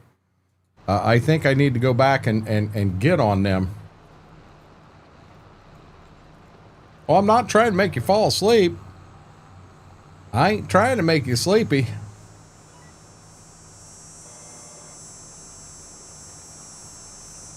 I think I go back and finish that field back the lane, and we should be able to finish that yet tonight, and we'll start over here on this one. And then we still got the big one that actually is right there, goes clear to the road down there. We got that big one to go.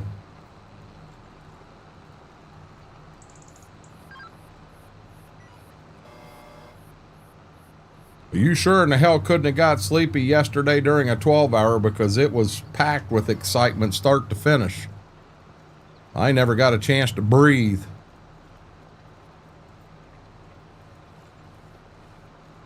Okay, so Fango, if I go like this the entire time, does that help?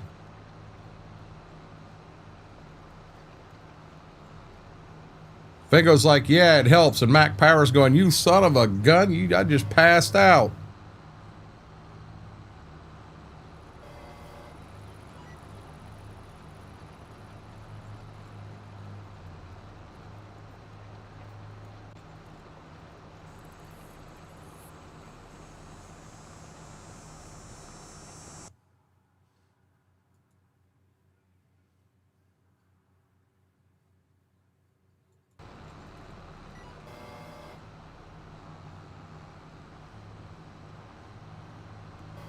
Why are you sick, Schwoke?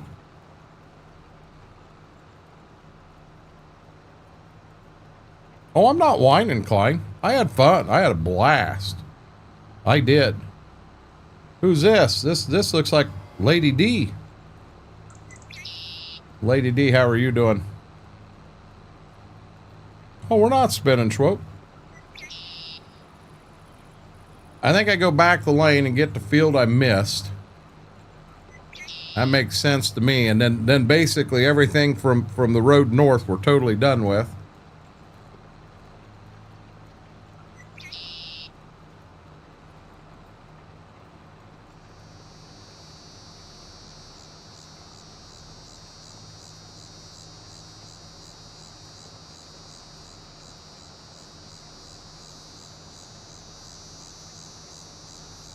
Welcome back, Philip.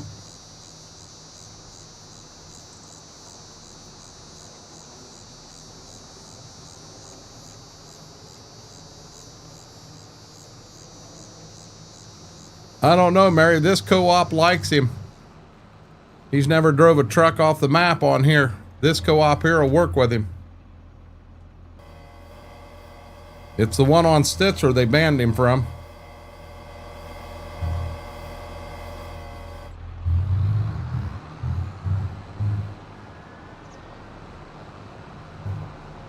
He most certainly did drive off the map.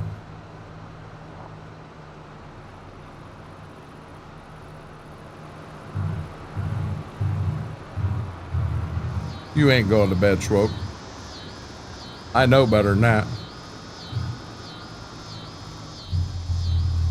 Did I just smoke that tree? Same damn tree. Smoked it again.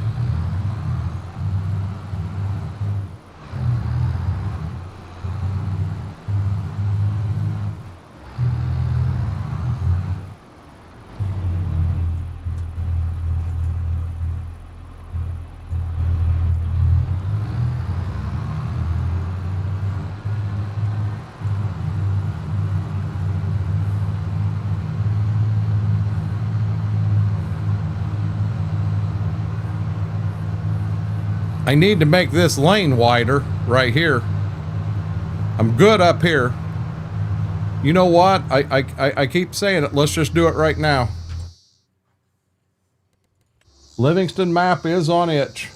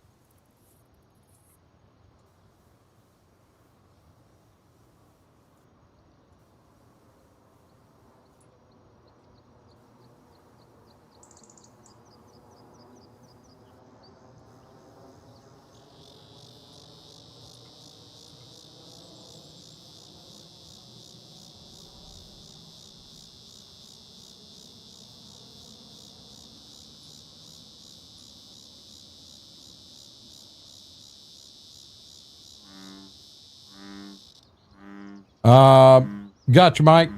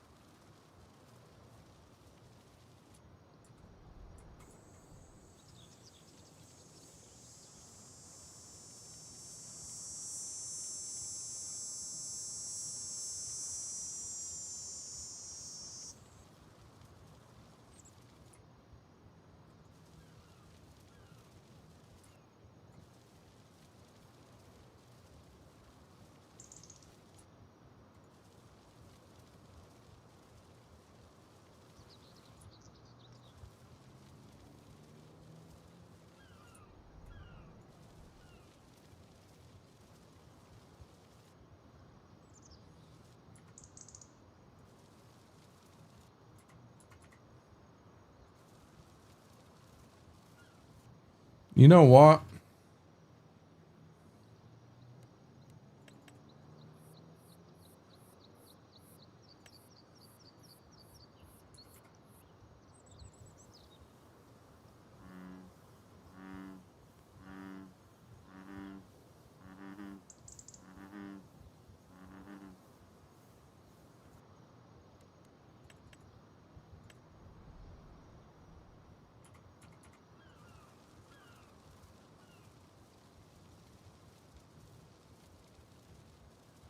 Played hell getting into that corner. I played hell getting into that corner. Now,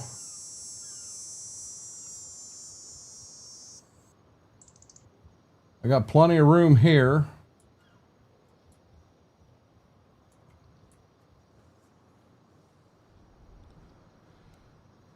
This is where I had trouble the other night.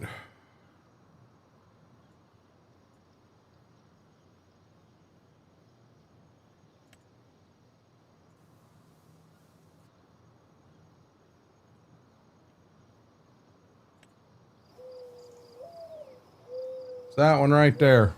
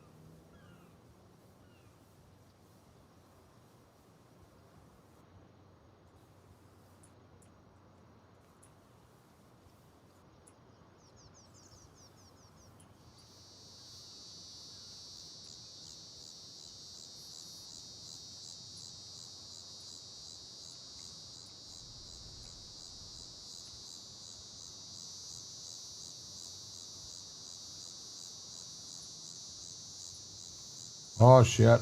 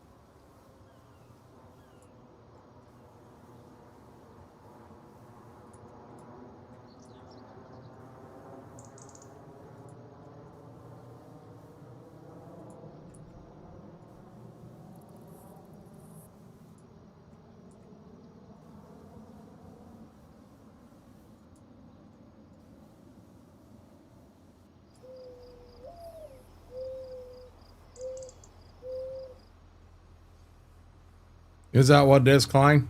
Josh, how are you doing?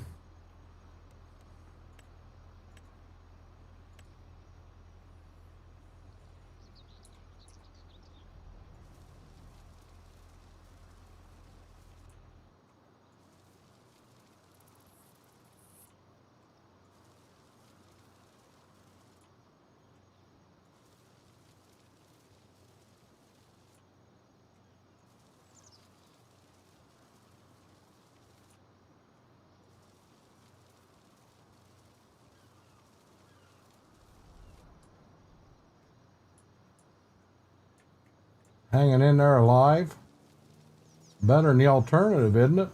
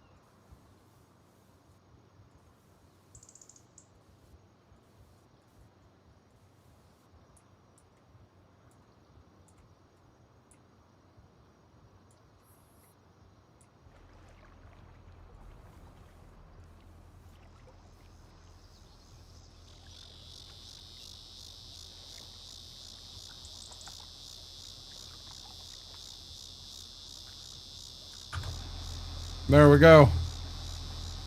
Just woke up from a little nap. Sounds like you're on Mary time.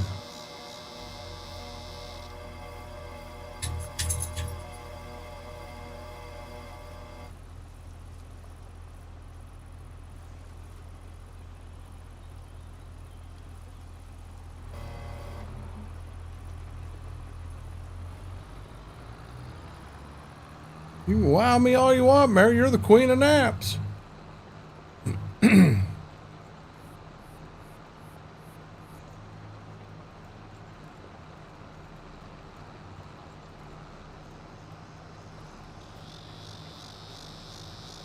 Oh, I'm not going to say I don't.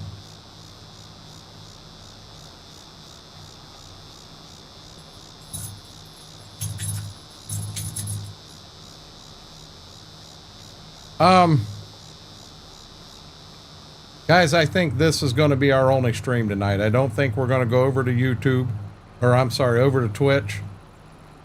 With me having to meet Austin in Columbus tomorrow, and there's a chance Mama, I've got to do it because Mama has to set up. She's going to put some items in kind of a multiple craft vendors in the same shop. And she's going to do that tomorrow. So she's going to possibly need some help getting things loaded in the van before she leaves. So there's a good chance my wake up time is at 7 or 8 in the morning and getting out at 3 o'clock at night, you know, getting to sleep somewhere between 3 and 4 and then up at 7 and helping her and then driving to Columbus may not be the best thing to do. Dallas, I am on Livingston. I put it right in the title, but I am on the Livingston map. It is a new 2X map on itch. It is RCS ready. Hey Klein, question. A regulation standard map, is that a 2X map? We were discussing that in here earlier and did not have an exact answer.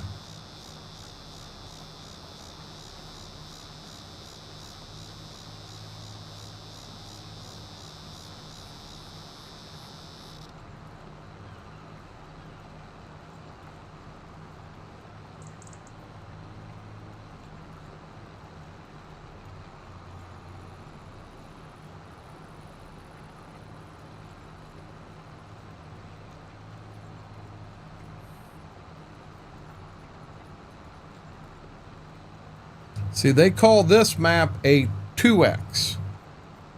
They call Ray County a standard map.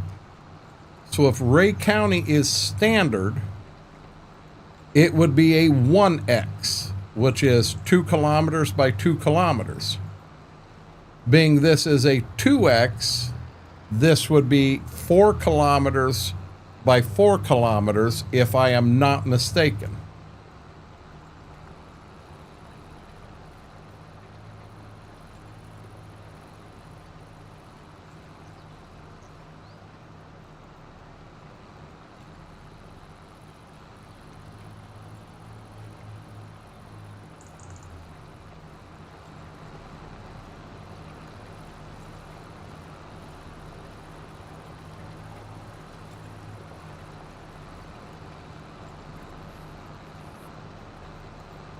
Then wouldn't a standard map be 1 kilometer by 1 kilometer?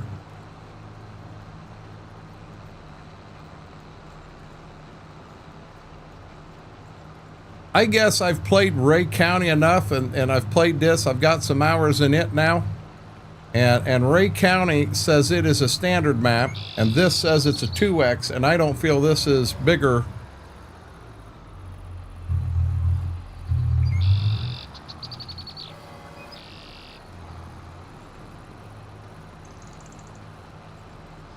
Standard size is always 2 kilometers by 2 kilometers.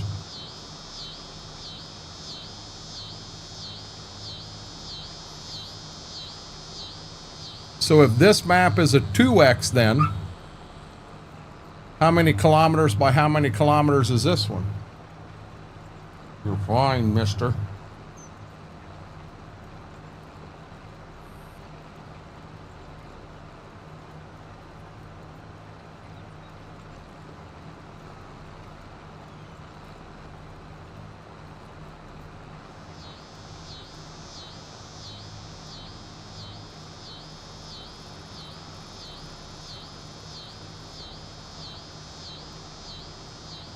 Okay, how do I do that?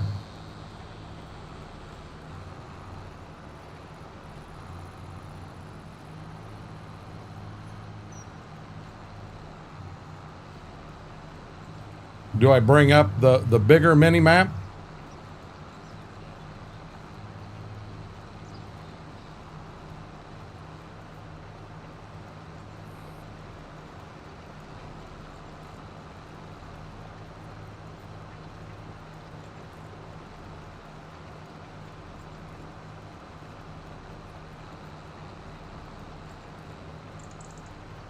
Gibbs, you're going to stop, okay? You're fine. He is in here whining because she is guarding the door to not let him out. This shit's going to stop.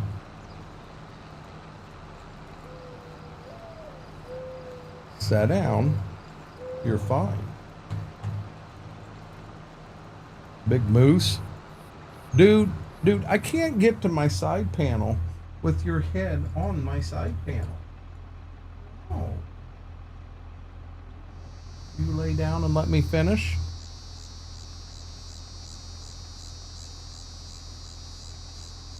Where's the X and the Y at?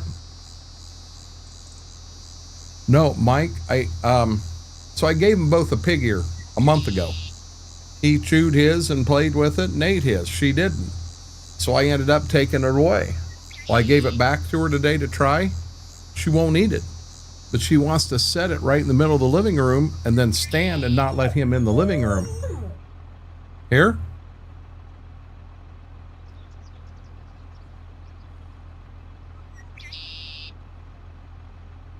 Oh, Klein, I'm not going to do all that right now. I see what you're saying now.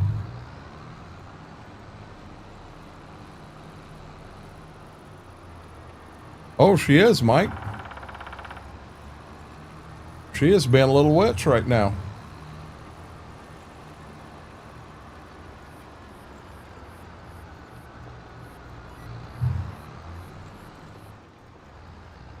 Listen, you were fine, buddy.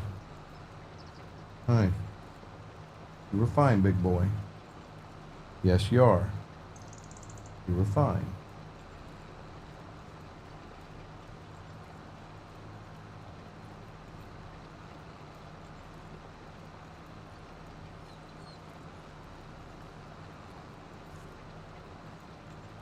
I so bad wanted to finish this field here. I may not be able to get it done.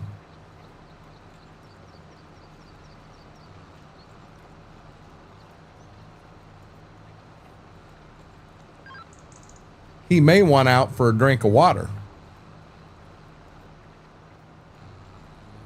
That may be all he wants.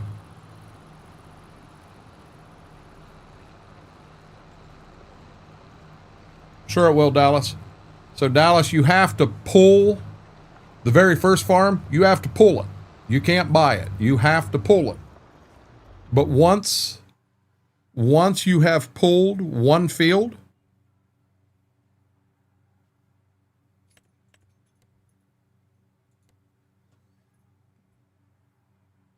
well, wherever the mouse is, right there's the option. You can purchase everything.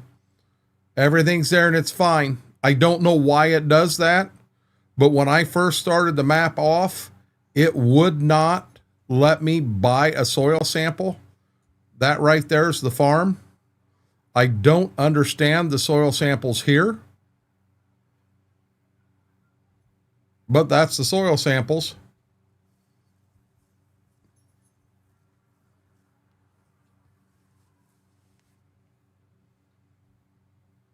If you lease the soil sampler and just find a small field, you know, like this one right here, I believe I can go down there right now. So I don't own it, so I can't buy it. But if I owned it, I can then buy the soil samples. I don't know why it makes you pull the first one. That makes no sense whatsoever. I've never had a map do that before.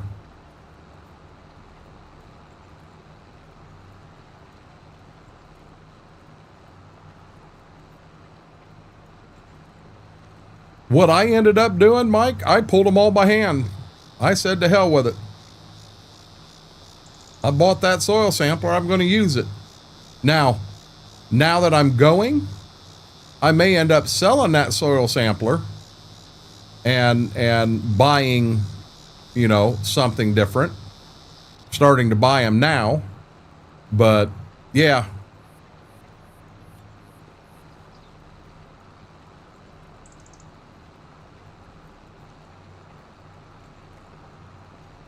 That's probably a simple glitch in the map that could be fixed by just hitting one button, but I wouldn't even know what button or where to go in to look to find it. But yeah, Dallas, I was frustrated in the beginning too, because I went into, I bought the land, went to buy the soil samples and get started. Yeah, it wouldn't let me. And I thought, what the heck? And someone else was doing a playthrough, at the same time. And they said, well, I'm pulling mine with no problem. So I went ahead and I bought the soil sampler and I went out and pulled a field, online live and had fun with it. And then when I went to the next field, I checked. Yeah, I was able to buy every one of them then if I wanted to. Well, hell, I already bought the damn soil sampler. I'm going to get my money's worth out of it.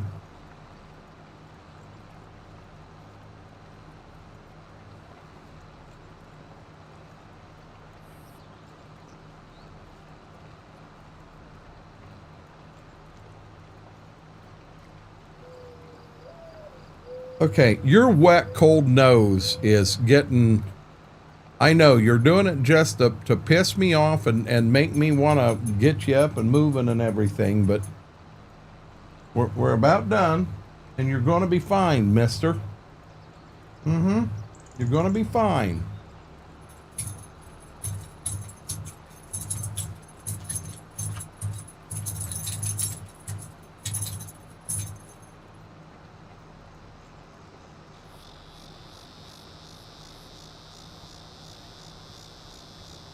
Yeah, he was itching down there, wasn't he?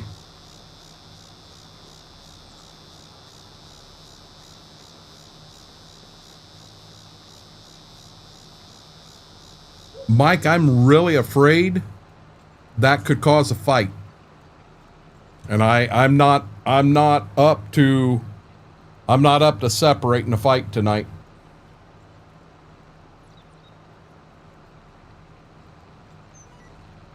But I'm really afraid that would lead to a knockdown drag out.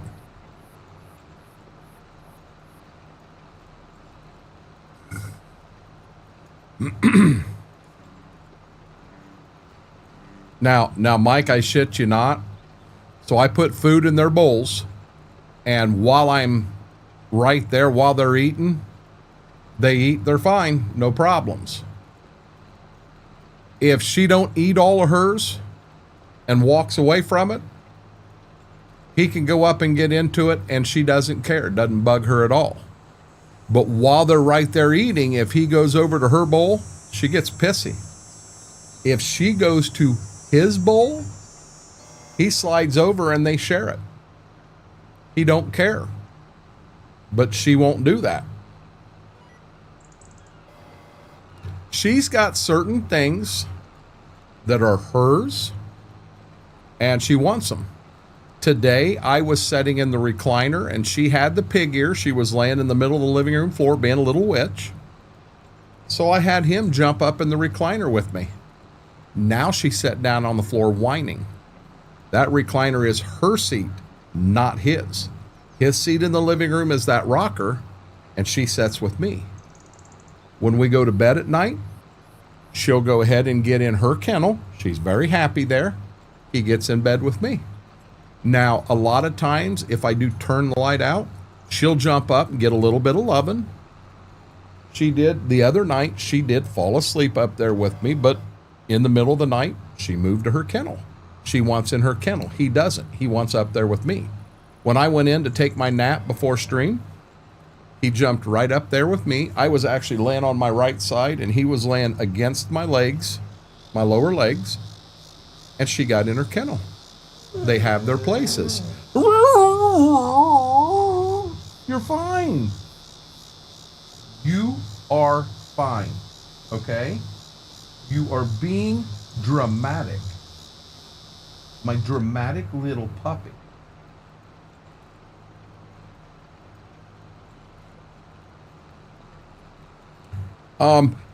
So Mike, that's true, but here's the funny thing.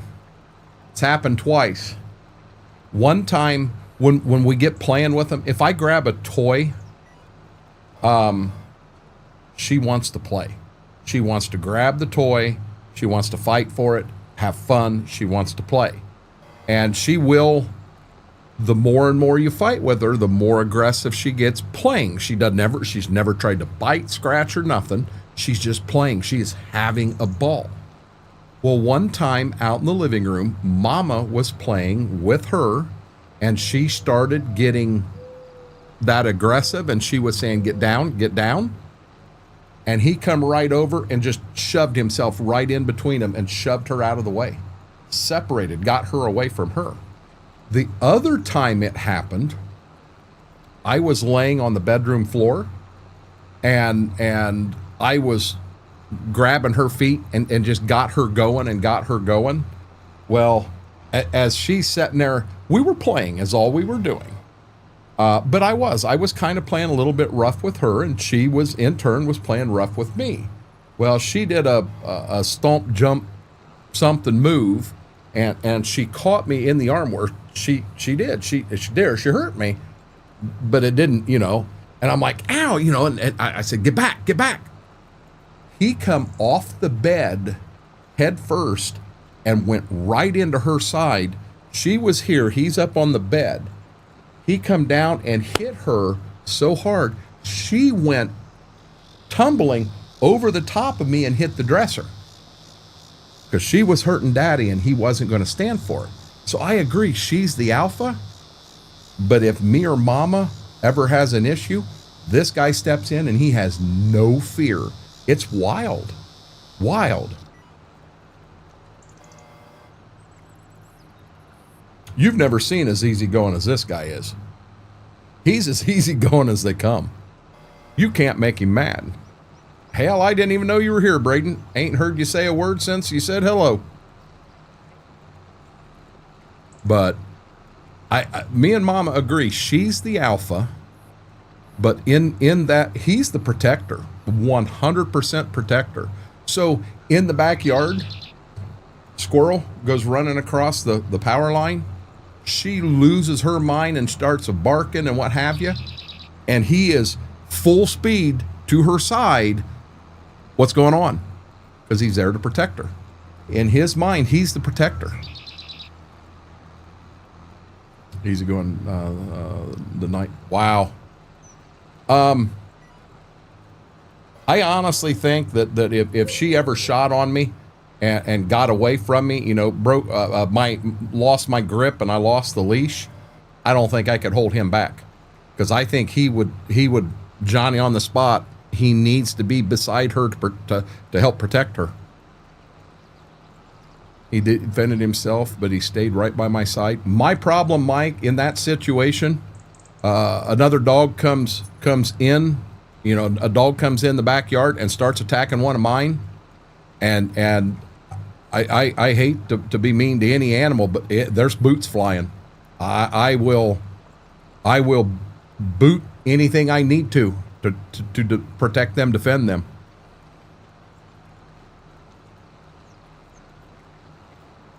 Jersey would. These guys, they won't. They won't. Oh, Mike, I'd have been...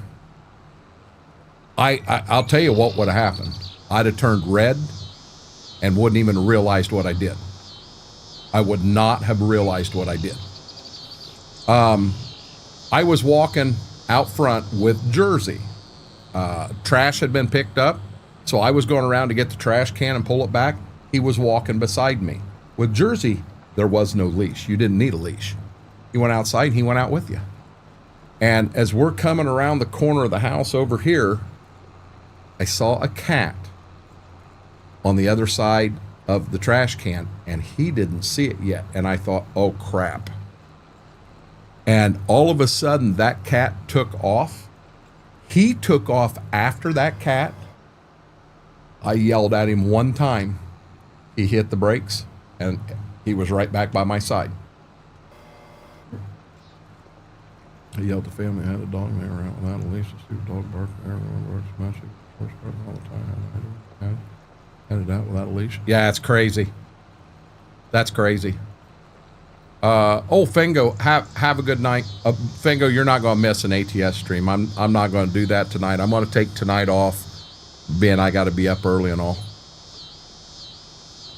But Mike, I'll be dead serious. I'm outside with these guys, and there's a cat. I've went down twice where they both took off and was trying to run on me. The one time I was on the back porch and I lost my shorts, I'm telling you, they went clear to my ankles. I actually we had my niece's lawnmower on the back porch. It's a garden style Alice Chalmers lawnmower. And I thought quick, I had their leashes and I went like this around the steering wheel. So I kind of had that mower sitting there to help hold them. And the mower started rolling across. As they were launching the mower, they were pulling the mower. And I'm thinking, crap. So I went down to the ground and I still had both leashes here. And then I wrapped my legs, kind of grapevined them and rolled over so that I had as much as I could with my bare ass straight up in the air. Because I lost my, in the fight trying to keep a hold of them, I lost my damn shorts. Oh, it was funny as hell. They've done that to me twice now. Nah, it wasn't TMI. It's a funny story, Philip. Until you went out and told him to stop. That's never really been a barker. These two, honest to God, early, young, you knew he was going to have a bark. She didn't. And now they both do. And where we run into issues is he'll sit out there in his chair and he's looking out the French doors and anything moves, he starts growling. It's like, dude, shut up. Well, then she starts. And you got to get them to stop. We do have a slight issue with that. Hey, Jaded. Hey, Bob A, the other one. I was out in the side yard, same story. When I started taking Ozempic, I've lost 70, 80 pounds. And the shorts I had on, I was in the side yard and they took off and I started fighting with them. Well, I was already trying to pull my shorts back up when all of it started. And when they took off and what have you, shorts went down. That time I went down, the neighbor has a ring camera. I don't think the neighbor caught anything, but I don't know. But at that time they went down, but not clear to my ankles. On the back porch, they were clear down around my ankles. The wife come out and she got a hold of one of them and it was enough that I could hold the other one, and at least I had a free hand that I could hike my damn pants back. Oh my God, it was so damn funny. So damn funny. Now that it's over, it was funny. At that time, it wasn't humorous at all. No, Mary, I had on shorts. That's it. Nothing else. When I said my bare ass was shooting straight up in the air, I wasn't joking. It was. Starting to get dark about 5 o'clock. We're going to finish this field. We're this close. We're gonna finish this field. And then we're going to run down. We're going to kind of make one pass up along the driveway and park it kind of like right there near the shed. And that's where we'll call it. Lane, how are you doing? Lane, you got in here just in time to watch us finish that right there. Lane and Jaded, how was your guys' weekend?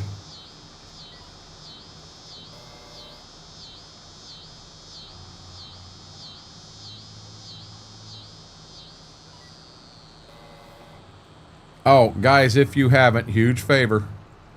I was so close. If you haven't hit that thumbs up, do me a solid. Hit that thumbs up for me. Really helps the stream, helps the video out. And if you're not a subscriber, consider hitting that subscribe button. Doesn't cost you a penny. Right down at the bottom of the screen. We're pushing hard to try to get to 1,500. Busy. That's back. Oh, that ain't good.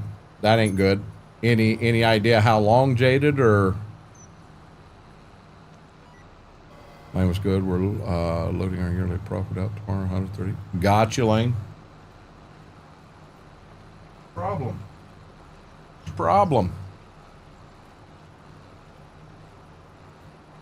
Oh, I'm sure it was, Lane. I got Ziva sitting in the doorway 2 months ago, a month ago. I gave him both a pig ear. He did what dogs do with pig ears, not her.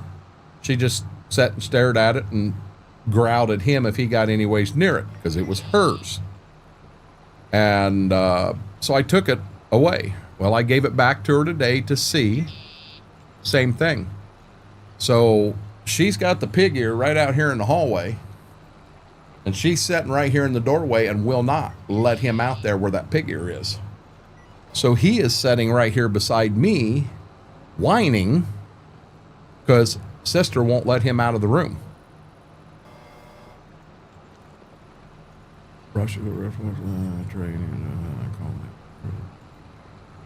That ain't good, Philip. He's pulling out his IVs. Wow.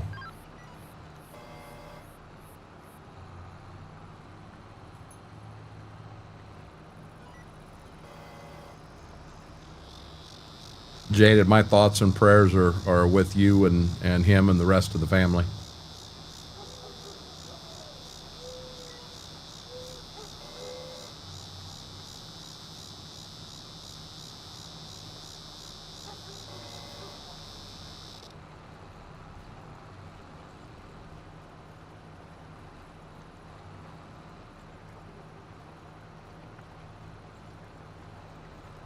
We actually got a fair amount done tonight on the map, guys.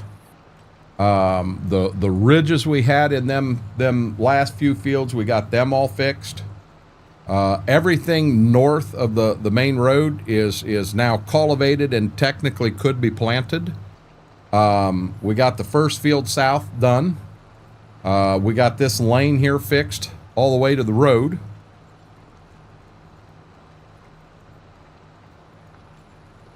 No, Lane, I am not doing ATS tonight. Oh, wait, you can talk and rest your hand and arm. We don't use sign language in here, Lady D. I don't know nothing about a honeybee head. I don't have them. We don't have them in this area. Being it's a draper head, I'm going to bet you, I'd bet you $100 that they are all flex. I believe they're all draper. I don't know if they make a conventional head or not, but I believe they're all draper, so that would make them flex. So right here you go, guys. This is the first part where we kind of extended the lane out some and actually put the lane in. It takes us away from the trees some, and we're not running down here and in the field. I think this looks good. I'm happy with how it turned out. We also did the next field up here. Hey Batman, how are you doing? So right here is the conversion where we come back in. I want to see if I catch this tree again. Is it that tree right there that I keep catching?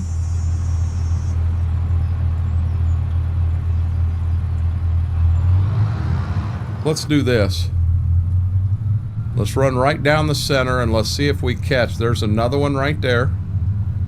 Now right here I did the same thing. I took us out some. I extended the lane some.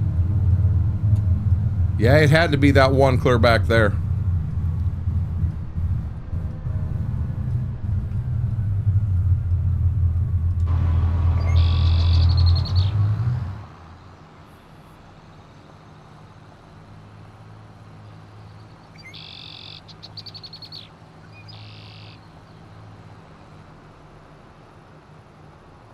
This one, got it.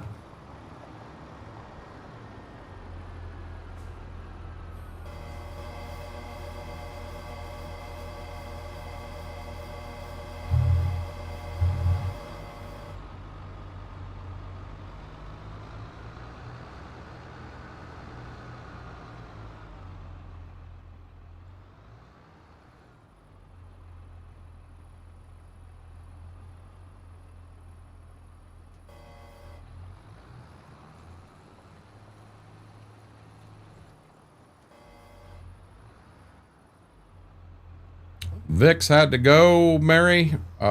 He's got appointments in the morning. He was here for the first hour of stream. Aaron was also. I don't know if Aaron is at work right now or Aaron went to work, but yeah, they both been here.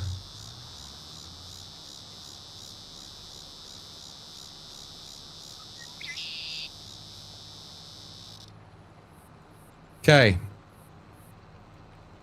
So, to those that just popped in, I'm going to show you something right up here.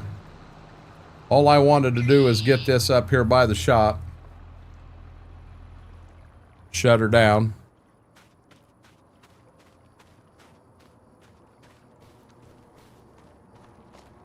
I don't have an auto mod, Mike. There you go, guys. There's the old Magnum. About a 2008 model, MX285. I had the mod, but you couldn't get anything but great big tires on it, and I wanted row crop tires for being able to plant with it, but there it is. We got her on farm now. She is fixed. She runs. Everything's nice.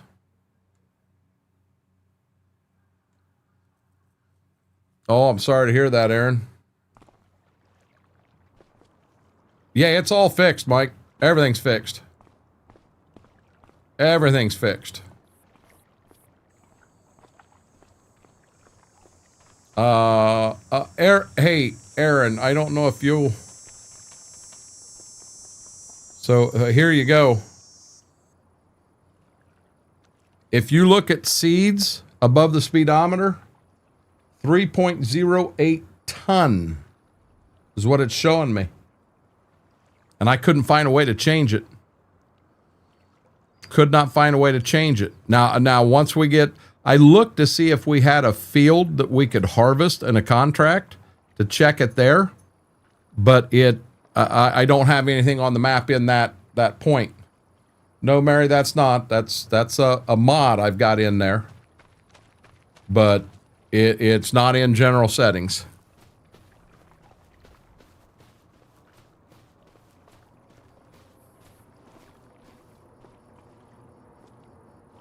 I think the farm's really coming along and looking good. I know it's going to save on me here. No, Bob A. I would prefer it in bushels.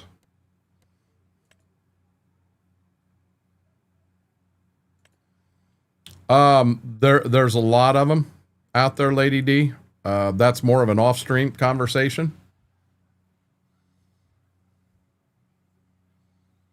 But I've got a couple different ones that I could help you out with, dear. So there you go. All these green fields up here are cultivated and ready. We have these two here left. I do have some questions about in here and in here. Man, there's big acres right here that I could be farming. We can't use them for anything else. I know this is the pasture, and I think this may be pasture too because it's got a fence up there. So I think maybe we leave all that alone because we will put cattle in. But I'm really questioning if I don't come up here and open some of this up and make a field here. I'm thinking hard about that, and maybe doing the same thing right here. Now, if I come up here and made this, I mean, this is a pretty good size field. I'd almost question about cutting it in half right here, which doesn't make a lot of sense, and having a front field and a back field. But that means I need to put a lane in. So I either drop a lane right here between the two of these.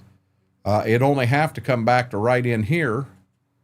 Or I've got a little bit of a leeway right here. Maybe I could run it back and pop it in. But think about that. You get back here with a heavy duty, a lot of corn. Now you got to haul corn up this lane and then clear up this lane to get it to the elevator or back to the house. Pond will make a better pasture. Well, the pasture, Mike, the pasture is already in here pre-game.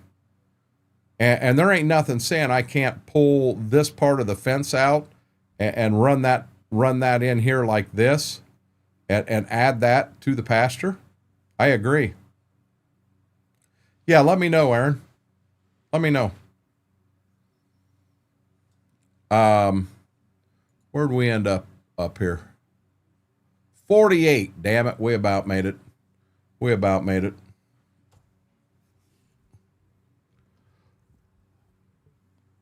Okay, guys. I do need to call it there. I'm going to go out and I'm going to ask Mama what she may need help with in the morning, getting stuff moved, what have you. I'm probably then going to run them outside, and then I'm probably going to go to bed. I do have to meet Austin tomorrow in Columbus, so there definitely is not going to be an ATS stream. That would take me to not getting to bed till 3 or 4 in the morning. I got a feeling I'm going to be up at 7 or 8 helping her load so she can do her stuff, then turn around and drive 2 hours to Columbus on 3 hours sleep. Probably not a good thing. I'll be live tomorrow night on Twitch. Let's just do it this way. Monday, Wednesday, Friday, 7 to 11 on Twitch. Tuesday and Thursday will be 7 to 11 here on YouTube, and then we'll turn right around somewhere between 11:30, go live on Twitch on ATS. And then, of course, Sunday, same thing as tonight, we'll be right back at it. Next Sunday, I'm sure we'll do the ATS stream following. I can't do it tonight. Lady D, please send me a DM in Discord, and I'll get a couple of maps together, rounded out for you. There's a damn good starter map for you for Farm Sim 25 that would be good. You would enjoy it, but I'll do more talking off stream so that it makes sense. But with that being said, guys, have an amazing, amazing night. Thank you for hanging out. Thank you for listening to me babble for the night. Thanks for enjoying the call of Aiton. But with that being said, stay safe out there. I hope to see everybody tomorrow night. Till then, Renegade Nation, I love you all.